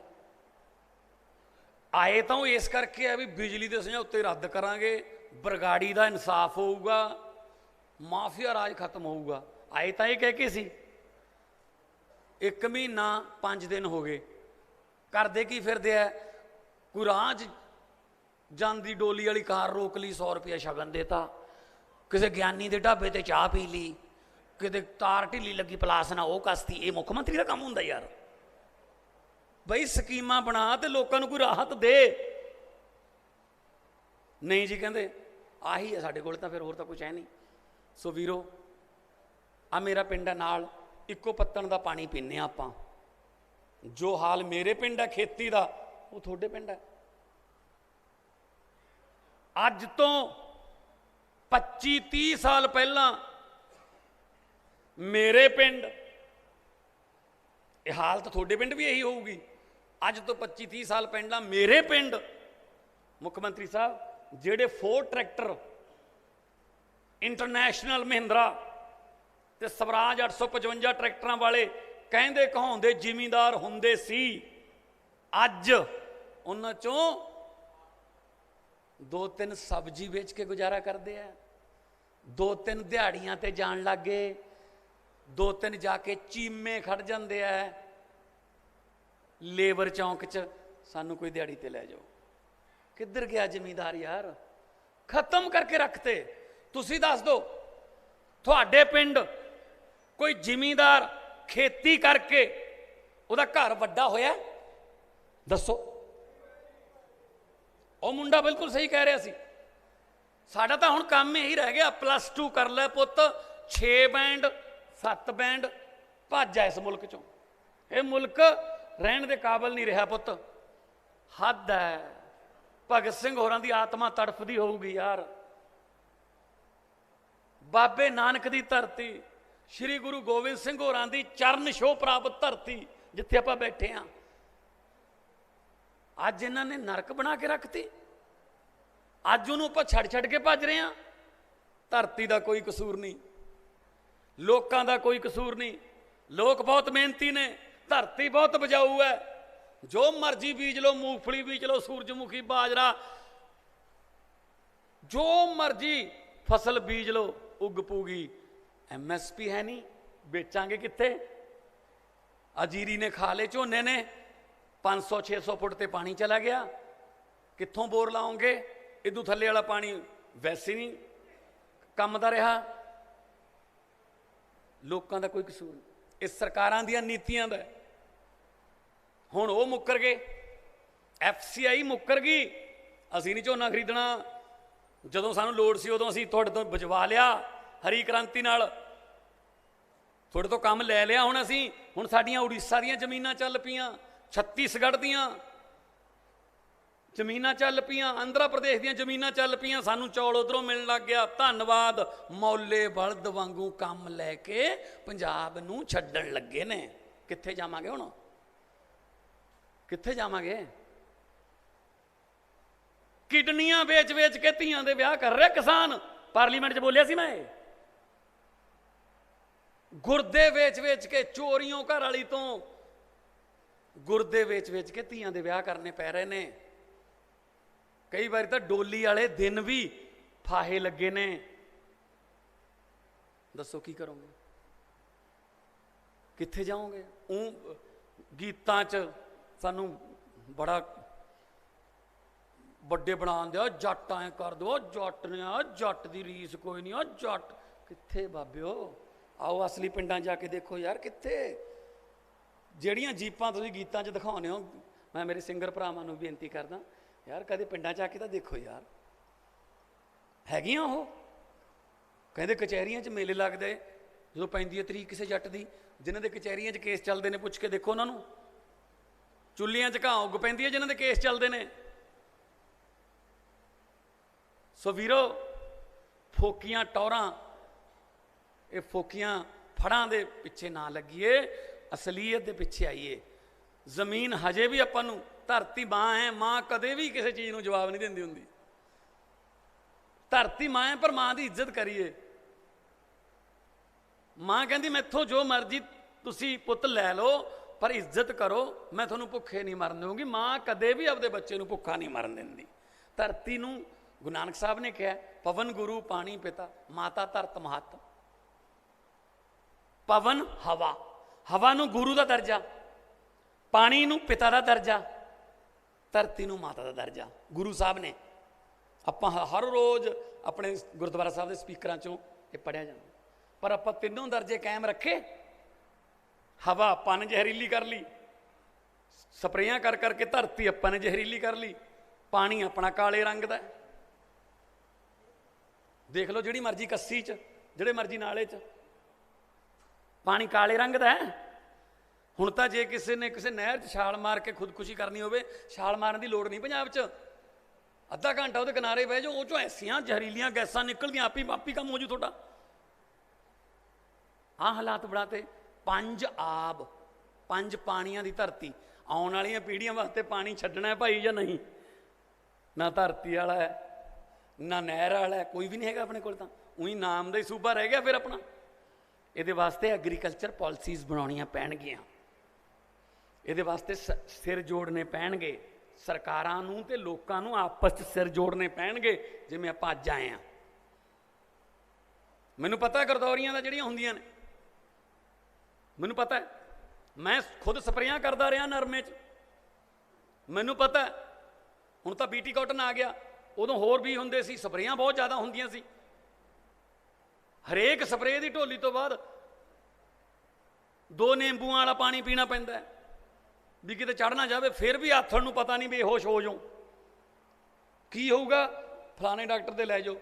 ਵੱਧ ਤੋਂ ਵੱਧ ਕੀ ਹੋਊ ਭਾਈ? ਉਹਨਾਂ ਦੇ ਮੁੰਡੇ ਨੂੰ ਸਪਰੇਅ ਚੜ੍ਹ ਗਈ, ਚਲੋ ਭਾਈ ਪੱਲੀਆਂ ਵਿਛਾ ਲਓ ਘਰੇ, ਮੰਜੇ ਚੱਕ ਦੋ, ਕਿਸਮਤ ਹੈ ਭਾਈ, ਚੱਲ ਵਿਚਾਰਾ ਜਿੰਨਾ ਕਰ ਗਿਆ ਭੋਗ ਗਿਆ। ਲੈ, ਪੈਰਾਂ 'ਚ ਵਿਆਈਆਂ ਹੋ ਗਈਆਂ CM ਸਾਹਿਬ, ਪੈਰਾਂ 'ਚ ਵਿਆਈਆਂ ਹੋ ਗਈਆਂ। ਜਦੋਂ ਪਦਾਨ ਪਾਉਂਦੇ ਆ ਨਾ, ਜਿਹੜੀ ਉਹ ਜੀਰੀ 'ਚ ਪਾਉਂਦੇ ਆ ਸਰ, ਉਹ ਵਿਆਈਆਂ ਰਾਹੀਂ ਤੁਹਾਡੇ ਬਲੱਡ 'ਚ ਚੜ੍ਹਦੀ ਹੈ। ਸਾਡਾ ਖੂਨ ਜ਼ਹਿਰੀਲਾ ਹੋ ਗਿਆ। ਹੋਰ ਦੇਖੋ, ਚਿੱਟੇ ਦੀ ਗੱਲ ਕਰਦੇ ਹੋ, ਮੇਰੇ ਕੋਲੇ ਸੰਗਰੂਰ ਕੇਸ ਆਇਆ ਖੰਨੇ ਤੋਂ। ਕਹਿੰਦੇ ਜੀ 2 ਸਾਲ ਦਾ ਬੱਚਾ ਸਮੈਕੀਆ। ਮੇਰਾ ਮੱਥਾ ਠਣਕਿਆ, ਮੈਂ ਹੈਰਾਨ, 2 ਸਾਲ ਦਾ ਬੱਚਾ ਕਿਵੇਂ ਸਮੈਕੀਆ ਹੋ ਸਕਦਾ ਵੀ? ਕਹਿੰਦੇ ਵੀ ਮਾਂ ਦਾ ਦੁੱਧ ਪੀਂਦਾ, ਸੌਂ ਜਾਂਦਾ, ਸੁੱਤਾ ਰਹਿੰਦਾ 10 ਘੰਟੇ 12 ਘੰਟੇ, ਉੱਠਦਾ ਫਿਰ ਲੱਤਾਂ ਮਾਰਦਾ, ਫਿਰ ਮਾਂ ਦਾ ਦੁੱਧ ਪੀਂਦਾ, ਸੌਂ ਜਾਂਦਾ, ਫਿਰ ਸੁੱਤਾ ਰਹਿੰਦਾ। ਜਦੋਂ ਡਾਕਟਰਾਂ ਕੋਲੇ ਗਏ, ਡਾਕਟਰਾਂ ਨੇ ਬਲੱਡ ਚੈੱਕ ਕੀਤਾ ਉਹਦਾ ਬੱਚੇ ਦਾ, ਤਾਂ ਬਲੱਡ ਦੇ ਵਿੱਚ ਸਮੈਕ ਸੀ। ਕਾਰਨ? ਮੈਂ ਡਾਕਟਰਾਂ ਨੂੰ ਪੁੱਛਿਆ, ਉਹ ਕਹਿੰਦੇ ਜੀ ਅਸਲ 'ਚ ਇਹਦੀ ਮਾਂ ਸਮੈਕ ਪੀਂਦੀ ਸੀ। ਦੁੱਧ ਦੇ ਵਿੱਚੋਂ ਬੱਚੇ ਨੂੰ ਨਸ਼ਾ ਮਿਲਦਾ ਸੀ। ਸਭ ਤੋਂ ਪਵਿੱਤਰ ਚੀਜ਼ ਮੰਨੀ ਗਈ ਯਾਰ ਧਰਤੀ ਤੇ, ਮਾਂ ਦਾ ਦੁੱਧ, ਉਹ ਵੀ ਜ਼ਹਿਰੀਲਾ ਬਣਾਤਾ ਯਾਰ। ਫਿਰ ਵੀ ਬੰਦੇ ਖੁੱਲੇ ਫਿਰਦੇ ਨੇ ਯਾਰ, ਫਿਰ ਵੀ ਆਪਾਂ ਉਹਨਾਂ ਦੇ ਮਗਰ ਬੋਲੇ ਸੋ ਚੱਕ ਦਿਆਂਗੇ। ਕਮਾਲ ਹੈ ਯਾਰ, ਹੱਦ ਹੈ। ਮਤਲਬ ਸਾਡੀ ਨਸਲ ਕੁਸ਼ੀ ਕਰਤੀ ਉਹਨਾਂ ਨੇ ਯਾਰ। ਜੈਨੇਸਾਈਡ ਦੇ ਕੇਸ ਚੱਲਣੇ ਚਾਹੀਦੇ ਉਹਨਾਂ ਤੇ ਯਾਰ। ਤੇ ਫਿਰ ਵੀ ਉਹ ਹਜੇ ਫਿਰਦੇ ਨੇ, ਉਹ ਬੜੀਆਂ ਬੜੀਆਂ ਜੀਪਾਂ ਰਾਹੀਂ ਸਿਕਿਉਰਟੀਆਂ, ਉਹਨਾਂ ਦੇ ਘਰਾਂ ਮੂਹਰੇ ਤੰਬੂ ਲਾ ਕੇ ਬੈਠੇ ਉਹਨਾਂ ਦੀ ਰਾਖੀ ਕਰਦੇ ਆ। ਕੌਣ ਬੰਦੇ ਨੇ ਉਹ? ਬਲੱਡ ਕੀ ਕਹਿੰਦਾ ਉਹਨਾਂ ਦਾ? DNA ਕੀ ਕਹਿੰਦਾ? ਜਲਿਆਂਵਾਲੇ ਬਾਗ ਦੇ ਵਿੱਚ, ਤੁਸੀਂ ਸੁਣਿਆ ਹੋਣਾ, ਮੈਂ ਪਾਰਲੀਮੈਂਟ 'ਚ ਬੋਲਿਆ ਸੀ ਇਹ, ਜਲਿਆਂਵਾਲੇ ਬਾਗ ਦੇ ਵਿੱਚ ਜਿਸ ਦਿਨ ਜਨਰਲ ਡਾਇਰ ਨੇ ਨਰਸੰਹਾਰ ਕੀਤਾ, 1000 ਤੋਂ ਵੱਧ ਪੰਜਾਬੀਆਂ ਨੂੰ ਸ਼ਹੀਦ ਕੀਤਾ, 5000 ਤੋਂ ਵੱਧ ਨੂੰ ਜ਼ਖਮੀ ਕੀਤਾ, ਤੇ ਉਹਦੇ ਫਿਰ ਰੋਟੀ ਕਿੱਥੇ ਖਾਧੀ ਸੀ ਸ਼ਾਮ ਨੂੰ ਜਾ ਕੇ? ਮਜੀਠੀਏ ਕੇ ਘਰੇ। ਮੈਂ ਕਿਹਾ ਜੀ ਖੰਡਨ ਕਰ ਦੋ। ਉੱਥੇ ਆਈ ਸੀ ਨਾ ਮੂਹਰੇ, ਉਹ ਤੁਰੀ ਆਉਂਦੀ ਸੀ ਉਧਰੋਂ, ਪੁੱਛਿਆ ਸੀ ਹਰਸਿਮਰਤ ਨੂੰ, ਮੈਂ ਕਿਹਾ ਤੂੰ ਖੰਡਨ ਕਰ ਦੇ ਕਿ ਹਾਊਸ 'ਚ ਮੈਂ ਝੂਠ ਬੋਲ ਰਿਹਾ। ਉਹਨਾਂ ਨੂੰ ਤਾਂ ਡਿਨਰ ਕਰਾਉਂਦੇ ਰਹੇ ਆ ਬਾਬਿਓ। ਆਪਾਂ ਕੀ ਉਮੀਦ ਕਰਾਂਗੇ ਕਿ ਪੰਜਾਬ ਵਾਸਤੇ ਕੋਈ ਵਫਾਦਾਰੀ ਕਰ ਲੈਣਗੇ? ਸੋ ਪੰਜਾਬ ਨੂੰ ਪੰਜਾਬ ਬਣਾਉਣਾ, ਨਾ ਕੈਲੀਫੋਰਨੀਆ, ਨਾ ਪੈਰਿਸ, ਨਾ ਲੰਡਨ। ਬਈ ਸਾਡਾ ਤਾਂ, ਸਾਨੂੰ ਪੰਜਾਬ ਮੋੜ ਦਿਓ ਬਸ। ਅਸੀਂ ਤਾਂ ਆਪਦੇ ਪੰਜਾਬ ਨੂੰ ਪੰਜਾਬ ਬਣਾਉਣਾ, ਮਾਨਸਾ ਨੂੰ ਮਾਨਸਾ ਬਣਾਉਣਾ, ਬਠਿੰਡਾ ਨੂੰ ਬਠਿੰਡਾ ਬਣਾਉਣਾ। ਆ ਬਠਿੰਡੇ ਨੂੰ ਵੀ ਕਹਿੰਦੇ ਸੀ, ਕਹਿੰਦੇ ਪੈਰਿਸ ਬਣਾਵਾਂਗੇ, ਬਣਾਤਾ। ਉਹ ਚੁੰਨੀਆਂ ਬਟਾਉਣ 'ਚ ਵੀ ਧੋਖਾ ਕਰ ਗਈ। ਮੈਂ ਇੱਕ ਪਿੰਡ ਆਇਆ ਸੀ ਮਾਖੇ, ਮੈਂ ਕਿਹਾ ਚੁੰਨੀਆਂ ਬਟਾਉਣ ਵਾਲੀ ਮਿਲੀ ਕਦੇ ਦੁਬਾਰਾ? ਉਹ ਮਾਵਾਂ ਕਹਿੰਦੀਆਂ ਪੁੱਤ ਉਹ 'ਚ ਵੀ ਧੋਖਾ ਕਰ ਗਈ। ਮੈਂ ਕਿਵੇਂ? ਕਹਿੰਦੇ ਸਾਨੂੰ ਕਹਿੰਦੇ ਚੁੰਨੀਆਂ ਬਟਾਊ, ਅਸੀਂ ਕਹਿੰਦੀ ਮਹਿੰਗੀਆਂ ਲਿਆਈਆਂ।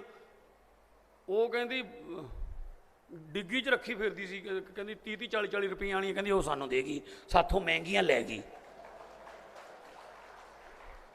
ਕੋਈ ਜਗ੍ਹਾ ਤਾਂ ਛੱਡ ਦੋ ਯਾਰ, ਲੁੱਟਣ ਕਨੀਓ। ਸੋ ਉਹਨਾਂ ਦੇ ਬਲੱਡ 'ਚ ਹੈ ਜੀ ਇਹ, ਉਹ ਨਹੀਂ ਛੱਡ ਸਕਦੇ। ਸੋ ਆਓ ਆਪਾਂ ਤਹਾਈਆ ਕਰੀਏ ਕਿ ਯਾਰ ਆਪਾਂ ਬਦਲ ਦਿਆਂਗੇ ਐਤਕੀ। ਹੁਣ ਨਾ ਰੱਖੋ ਕਿ ਯਾਰ ਨਹੀਂ 4 ਵੋਟਾਂ ਨੇ 2 ਪਾ ਦਿਆਂਗੇ ਆਮ ਆਦਮੀ ਪਾਰਟੀ ਨੂੰ, ਉਧਰੋਂ ਰੱਲੇ ਵਾਲਾ ਫੁੱਫੜ ਜ਼ੋਰ ਪਾਉਂਦਾ, ਚੱਲ 2 ਉਧਰ ਪਾ ਦਾਂਗੇ। ਬਈ ਫੁੱਫੜਾਂ ਨੂੰ ਮਨਾ ਲਓ ਐਤਕੀ ਯਾਰ, ਵੀ ਬਸ ਕਰੋ ਯਾਰ, ਐਤਕੀ ਆਪਦੇ ਕਹੇ ਤੇ ਪਾ ਲਓ, ਐਤਕੀ ਬਦਲ ਕੇ ਰੱਖ ਲਓ।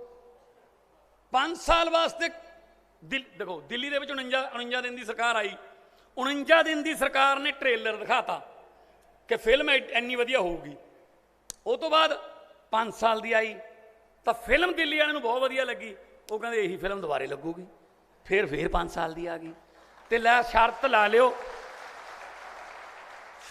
ਲਿਓ ਸ਼ੋਲੇ ਵਾਂਗੂ ਇਹ ਫਿਲਮ 40-50 ਸਾਲ ਲੈਂਦੀ ਨਹੀਂ, ਦੇਖੇ ਤੁਸੀਂ ਇਹ ਨਹੀਂ ਲੈਂਦੀ ਫਿਲਮ।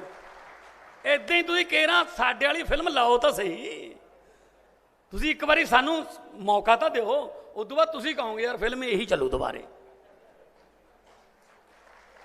ਹੁਣ ਆਪਾਂ ਉਹਨਾਂ ਮੰਗਰੀ ਫਿਰਦੇ ਆਂ 5 ਸਾਲ।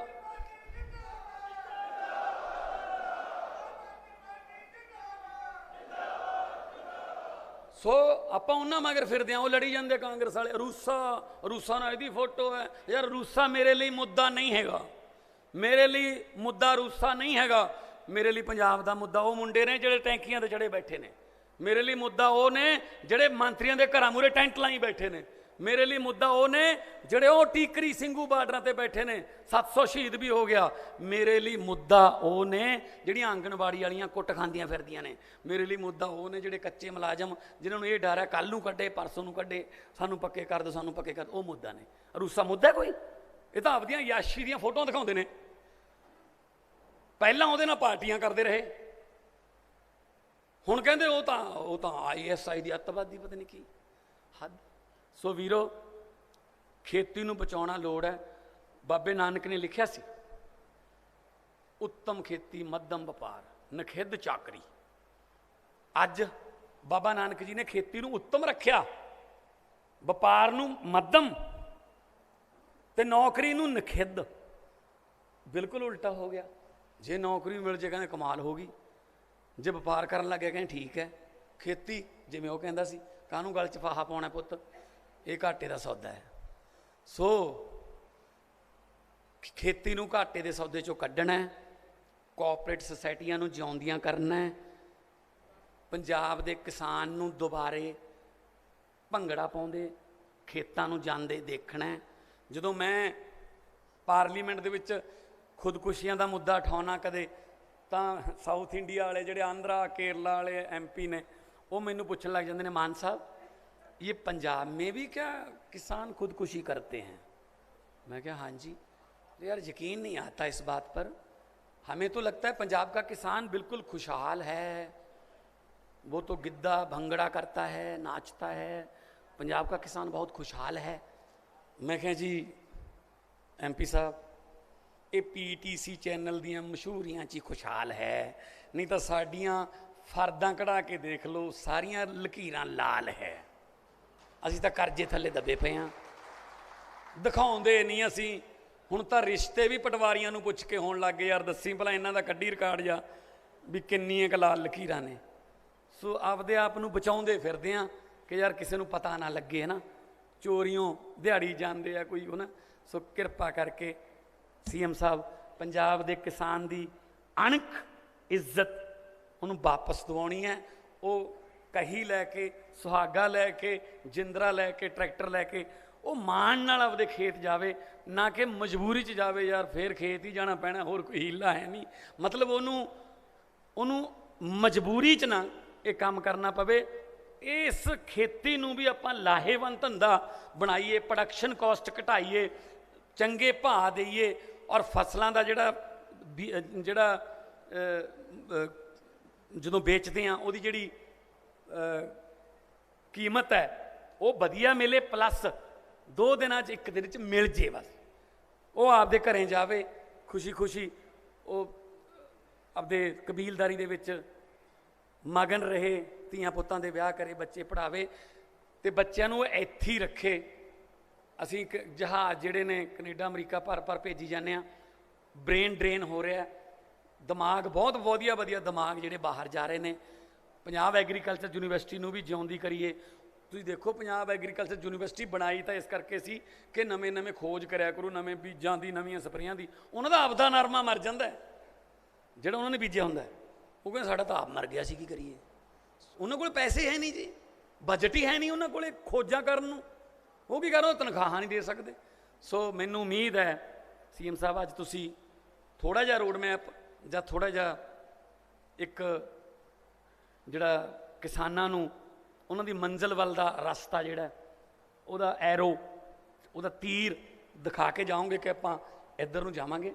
ਸੋ ਆਪਾਂ ਤਾਂ ਮਿਲਦੇ ਰਹਾਂਗੇ ਅਤੇ ਮੈਂ ਚਾਹੁੰਦਾ ਕਿ ਜ਼ਿਆਦਾ ਤੋਂ ਜ਼ਿਆਦਾ ਵਕਤ ਜਿਹੜਾ ਆਪਾਂ ਸੀਐਮ ਸਾਹਿਬ ਜੋ ਇੱਥੇ ਬੋਲਣਗੇ ਉਹਨਾਂ ਦਾ ਆਪਾਂ ਸਮਾਂ ਜਿਹੜਾ ਉਹ ਇੱਥੇ ਜ਼ਿਆਦਾ ਇਸਤੇਮਾਲ ਕਰੀਏ।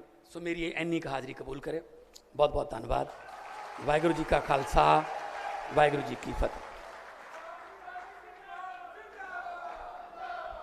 ਬਹੁਤ ਬਹੁਤ ਧੰਨਵਾਦ ਮਾਨ ਸਾਹਿਬ, ਜਿਨ੍ਹਾਂ ਨੇ ਸੱਚਾਈ ਪੰਜਾਬ ਦੀ ਰੂਹ ਦੀ ਤੇ ਪੰਜਾਬ ਦੇ ਕਿਸਾਨ ਦੀ ਗੱਲ ਬੜੇ ਥੋੜੇ ਸ਼ਬਦਾਂ ਦੇ ਵਿੱਚ ਰੱਖੀ। ਉਹਨਾਂ ਦਾ ਮੈਂ ਧੰਨਵਾਦ ਕਰਦੀ ਹਾਂ। ਸੋ ਅਖੀਰ ਤੇ ਸਾਡੇ ਵਿਚਕਾਰ ਸਾਡੇ ਬਹੁਤ ਹੀ ਸਤਿਕਾਰਯੋਗ, ਸਾਡੇ ਦੇਸ਼ ਦਾ ਭਵਿੱਖ, ਸਾਡੇ ਦੇਸ਼ ਦੀ ਉਮੀਦ, ਆਸ, ਮੇਰਾ ਸੱਦਾ ਅਰਵਿੰਦ ਕੇਜਰੀਵਾਲ ਜੀ ਮੁੱਖ ਮੰਤਰੀ ਦਿੱਲੀ ਨੂੰ ਆ ਕਿ ਆਉਣ ਮੰਚ ਤੇ ਤੁਹਾਡੇ ਨਾਲ ਆਪਣੇ ਦਿਲ ਦੀ ਗੱਲ ਕਰਨ।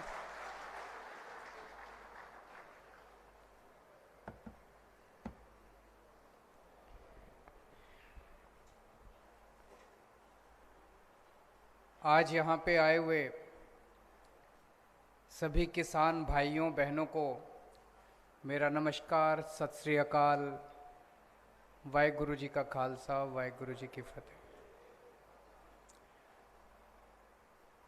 आज सुबह जब मैं पंजाब पहुंचा तो बड़े दुख की खबर सुनने को मिली कि 3 महिलाएं सिंघू बॉर्डर पे, टिकरी बॉर्डर पे जो संघर्ष कर रही थी किसानों के साथ, एक ट्रक ने उन तीनों को कुचल दिया और उन तीनों की मौके के ऊपर उन तीनों की मौत हो गई। सबसे पहले मैं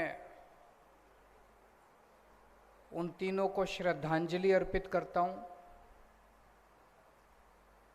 भगवान से प्रार्थना करता हूं कि उन तीनों की आत्मा को अपने चरणों में स्थान दे और उनके जो परिवार वाले हैं उनको इतना बड़ा दुख सहने की शक्ति दे। जो दोषी लोग हैं, जो ट्रक ड्राइवर है या जो भी लोग हैं, उनको तुरंत सरकार गिरफ्तार करके कड़ी से कड़ी सजा दे।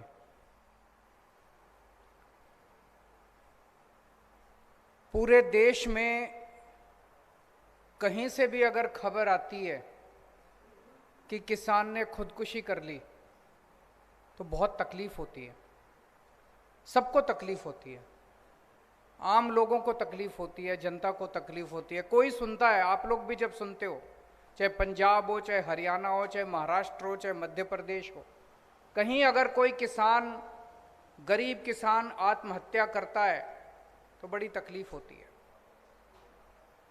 आज अगर आज़ादी के 70 साल के बाद भी हमारे देश में किसानों को खुदकुशी करनी पड़ रही है तो ये शर्म की बात है। लेकिन दुख की बात ज्यादा ये है कि तकलीफ मेरे को होती है, तकलीफ आपको होती है, इन नेताओं को तकलीफ नहीं होती, इन पार्टियों को तकलीफ नहीं होती। जितने मर्जी किसान मर जाएं, जितने मर्जी किसान खुदकुशी कर लें, 1 साल से मुझे लगता है दुनिया का सबसे बड़ा धरना चल रहा है अभी सिंघू बॉर्डर और टिकरी बॉर्डर के ऊपर।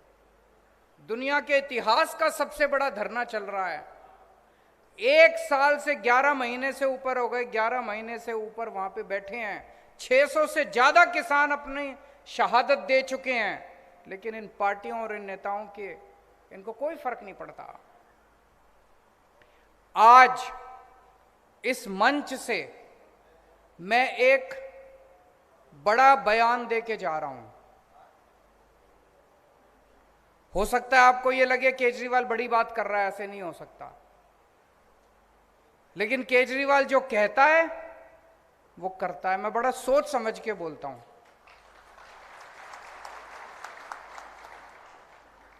मैं पूरी जिम्मेदारी के साथ आम आदमी पार्टी की तरफ से आपको ये विश्वास दिलाता हूं, फरवरी के महीने में चुनाव है, मार्च के महीने में नतीजे आ जाएंगे। 1 अप्रैल के बाद से पंजाब के अंदर किसी किसान को खुदकुशी नहीं करने देंगे हम लोग। हमारी जिम्मेदारी है, उसके लिए जो करना पड़ेगा हम करेंगे। लेकिन बहुत हो गया, अब 70 साल हो गए। 70 साल के अंदर अगर हम ये, इसका मतलब इनकी नीयत खराब थी। ऐसा नहीं कि ये हो नहीं सकता, इनकी नीयत खराब थी। पहले कहते थे स्कूल ठीक नहीं हो सकते, सरकारी स्कूल, दिल्ली में करके दिखा दिया। पहले कहते थे सरकारी अस्पताल ठीक नहीं हो सकते थे, दिल्ली में करके दिखा दिया। मैंने दिल्ली में जब पहला चुनाव लड़ा, मैंने कहा मैं बिजली फ्री कर दूंगा, मेरा मजाक उड़ाते थे ये सारे पार्टी वाले। दिल्ली में करके दिखाई कि नहीं दिखाई? आज मैं आपको वादा करके जा रहा हूं, 1 अप्रैल के बाद से पंजाब के अंदर कोई किसान खुदकुशी नहीं करेगा। किसी किसान को हम खुदकुशी नहीं करने देंगे। अभी थोड़े दिन मैंने पढ़ा, मैं पंजाब की खेती के बारे में हम सब लोग मिलके पूरी प्लानिंग कर रहे हैं। बहुत बड़ी प्लानिंग है। मैं 1 महीने बाद फिर आऊंगा, वो सारी प्लानिंग आपके सामने रखूंगा और आपको यकीन दिलाऊंगा कि जो मैं कह रहा हूं वो ठीक कह रहा हूं। लेकिन आज मैं अचानक इसलिए आया हूं क्योंकि मैंने अखबारों में पढ़ा कि पंजाब के अंदर भी जैसे दिल्ली में बेमौसम बारिश की वजह से फसलें बर्बाद हो गई, पंजाब के अंदर भी बेमौसम बारिश की वजह से फसलें बर्बाद हो गई। पंजाब के अंदर भी गुलाबी सुंडी की वजह से फसलें बर्बाद हो गई और उसके ऊपर कोई कार्रवाई नहीं कर रही सरकार, ऐसा मैंने अखबारों में पढ़ा। इसलिए मैं उस मुद्दे के लिए आज यहां पे आया हूं। फिर अखबार में मैंने पढ़ा, चन्नी साहब नए नए मुख्यमंत्री बने हैं। चन्नी साहब एक गांव में गए जहां पे गुलाबी सुंडी फसल बर्बाद हुई थी और वहां पे एक किसान को गले लगा लिया। उस किसान का नाम भी नाम याद नहीं आ रहा मेरे को। हाँ जी, हरप्रीत। उस किसान को गले लगा लिया और बोले मैं मुआवजा दूंगा, जिन जिन किसानों की फसलें बर्बाद हुई है सबको मुआवजा मिलेगा। सारे गांव के लोग बड़े खुश हो गए, उनको लगे यार अब एक मुख्यमंत्री आया है। अभी 1 हफ्ता पहले अखबार में खबर छपी, वो बेचारा हरप्रीत कह रहा है जी गले तो लगा लिया मेरे को, सारी बसों के पीछे फोटो भी चिपका दी मेरी गले लगते हुए। बोले 1 महीना हो गया अभी तक मुआवजा नहीं मिला। जिसको गले लगाया उसको भी मुआवजा नहीं दिया, जिस गांव में गले लगाया उस गांव के लोगों को भी मुआवजा नहीं दिया। मैं चन्नी साहब को, कई लोग मेरे को आते हैं, मेरे को कहते हैं चन्नी साहब आजकल आम आदमी की नकल कर रहे हैं। मैं चन्नी साहब को कहना चाहता हूं, चन्नी साहब आम आदमी की नकल करना बड़ा आसान है, अमल करना बड़ा मुश्किल है। वादे करने बड़े आसान हैं, वादे निभाने बड़े मुश्किल हैं। हम आम आदमी पार्टी वाले जो वादे करते हैं वो वादे पूरे भी करते हैं। तो मैं चन्नी साहब से अपील, और फिर मैं पंजाब की जनता को भी कहना चाहता हूं कि भाई जब ओरिजिनल आपके सामने खड़ा है तो फिर डुप्लीकेट को वोट देने से क्या फायदा।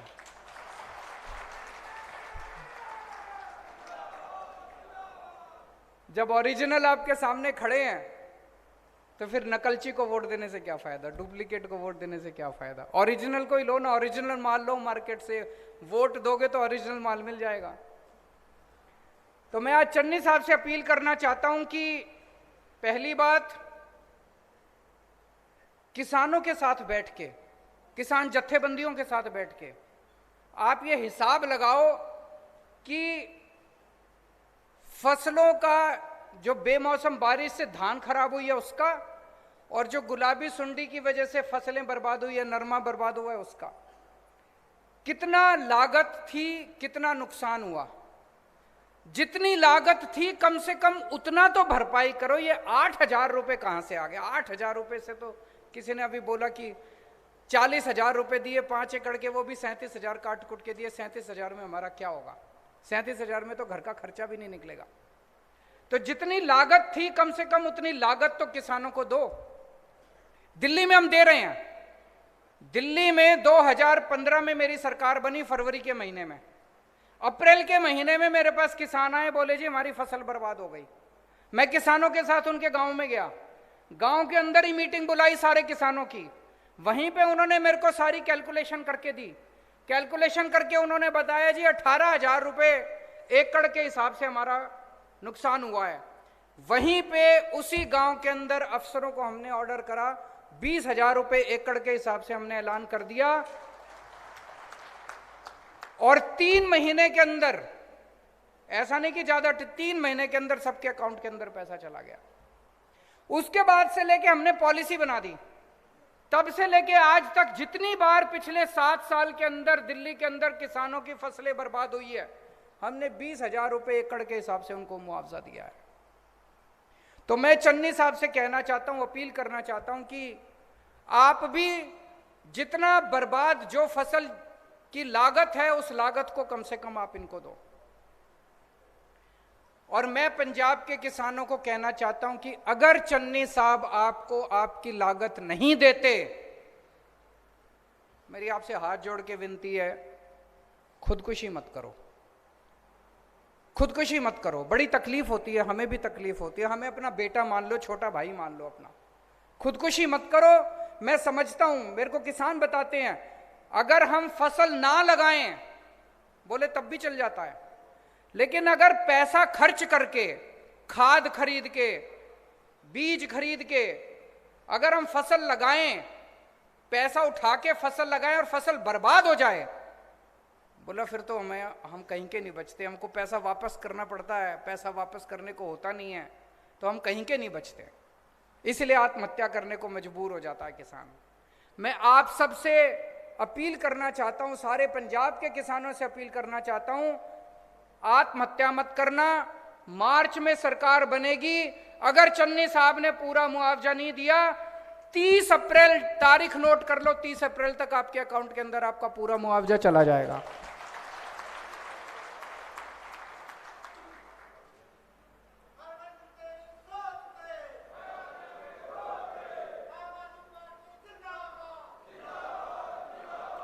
दूसरा, जितने मजदूर हैं, जिन मजदूरों ने खेत में काम किया, फसल बर्बाद हो गई, जमींदार बेचारा मजदूरों को भी पैसे नहीं दे पाता।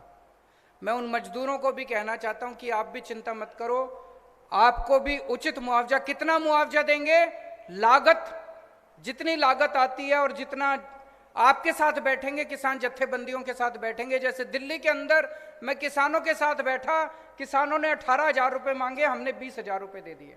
यहां पे कितनी लागत आती है, आपके साथ बैठेंगे, मार्च के महीने में बैठेंगे, जितनी लागत आपकी है, इन दोनों बेमौसम बारिश की वजह से और गुलाबी सुंडी की वजह से जितनी भी आपकी बर्बाद हुई है, उसका मुआवजा हम आपको 30 अप्रैल तक दे देंगे। तो आज 2 चीजें ऐलान कर रहा हूं। एक तो ये 1 अप्रैल के बाद से पंजाब के अंदर किसी किसान को आत्महत्या नहीं करने देंगे, और दूसरा,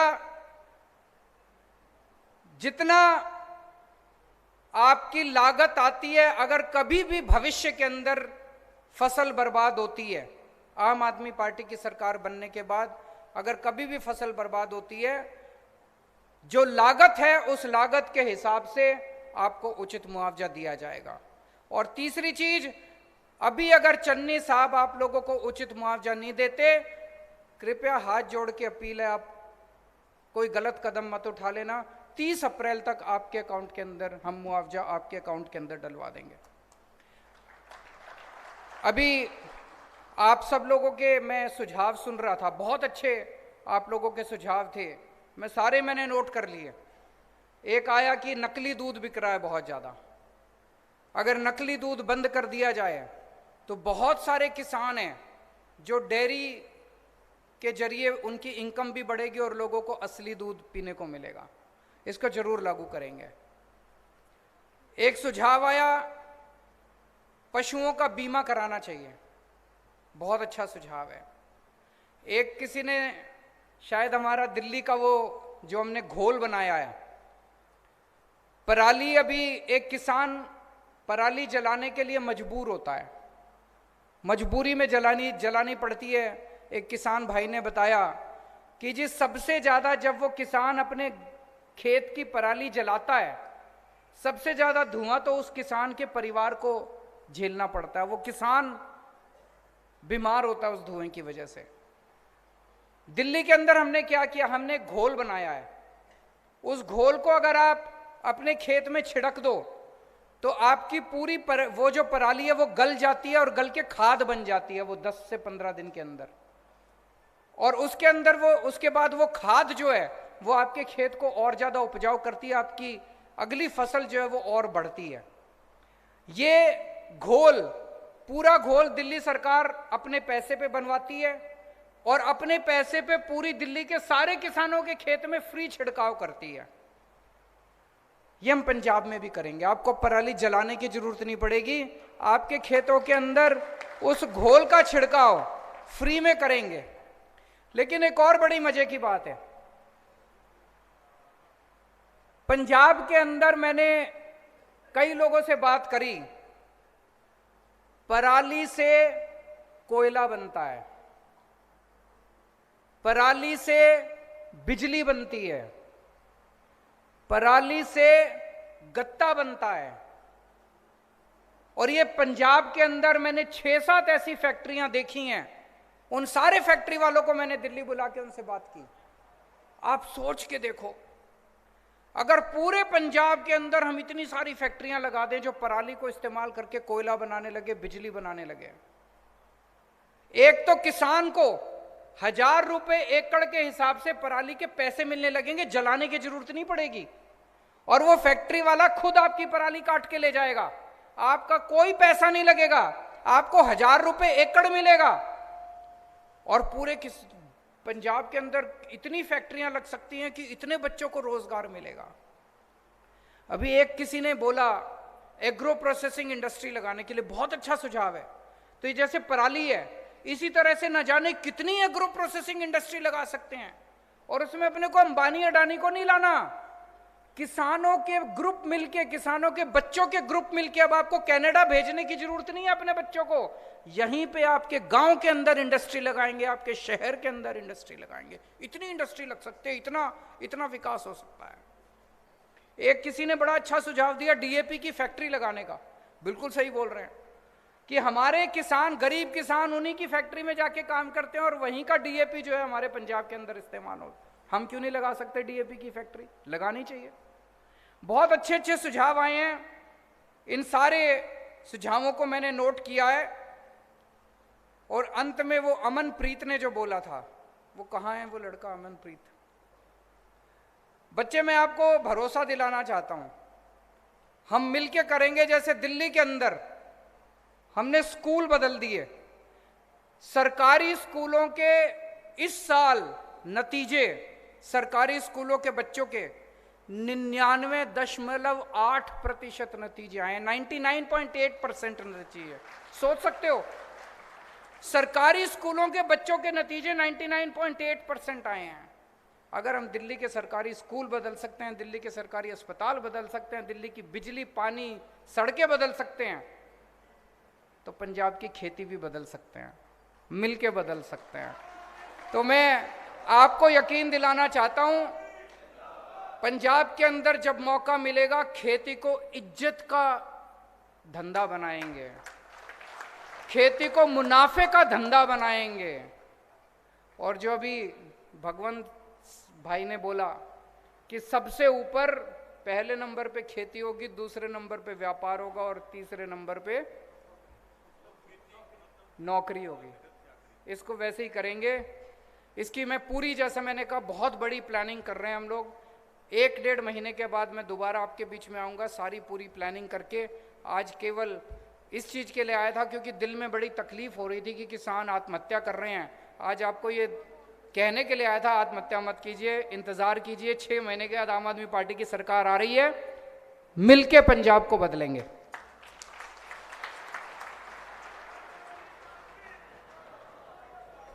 सो थैंक यू सर, जिन्हों ने अज कुल खर्चा जिन्ना होंदा आ ते उन्ना मुआवजा देने की गल की। सो मैं सारे किसान वीरां दा, MLA साहबान दा, समुची लीडरशिप का बहुत बहुत धन्यवाद करदी हाँ।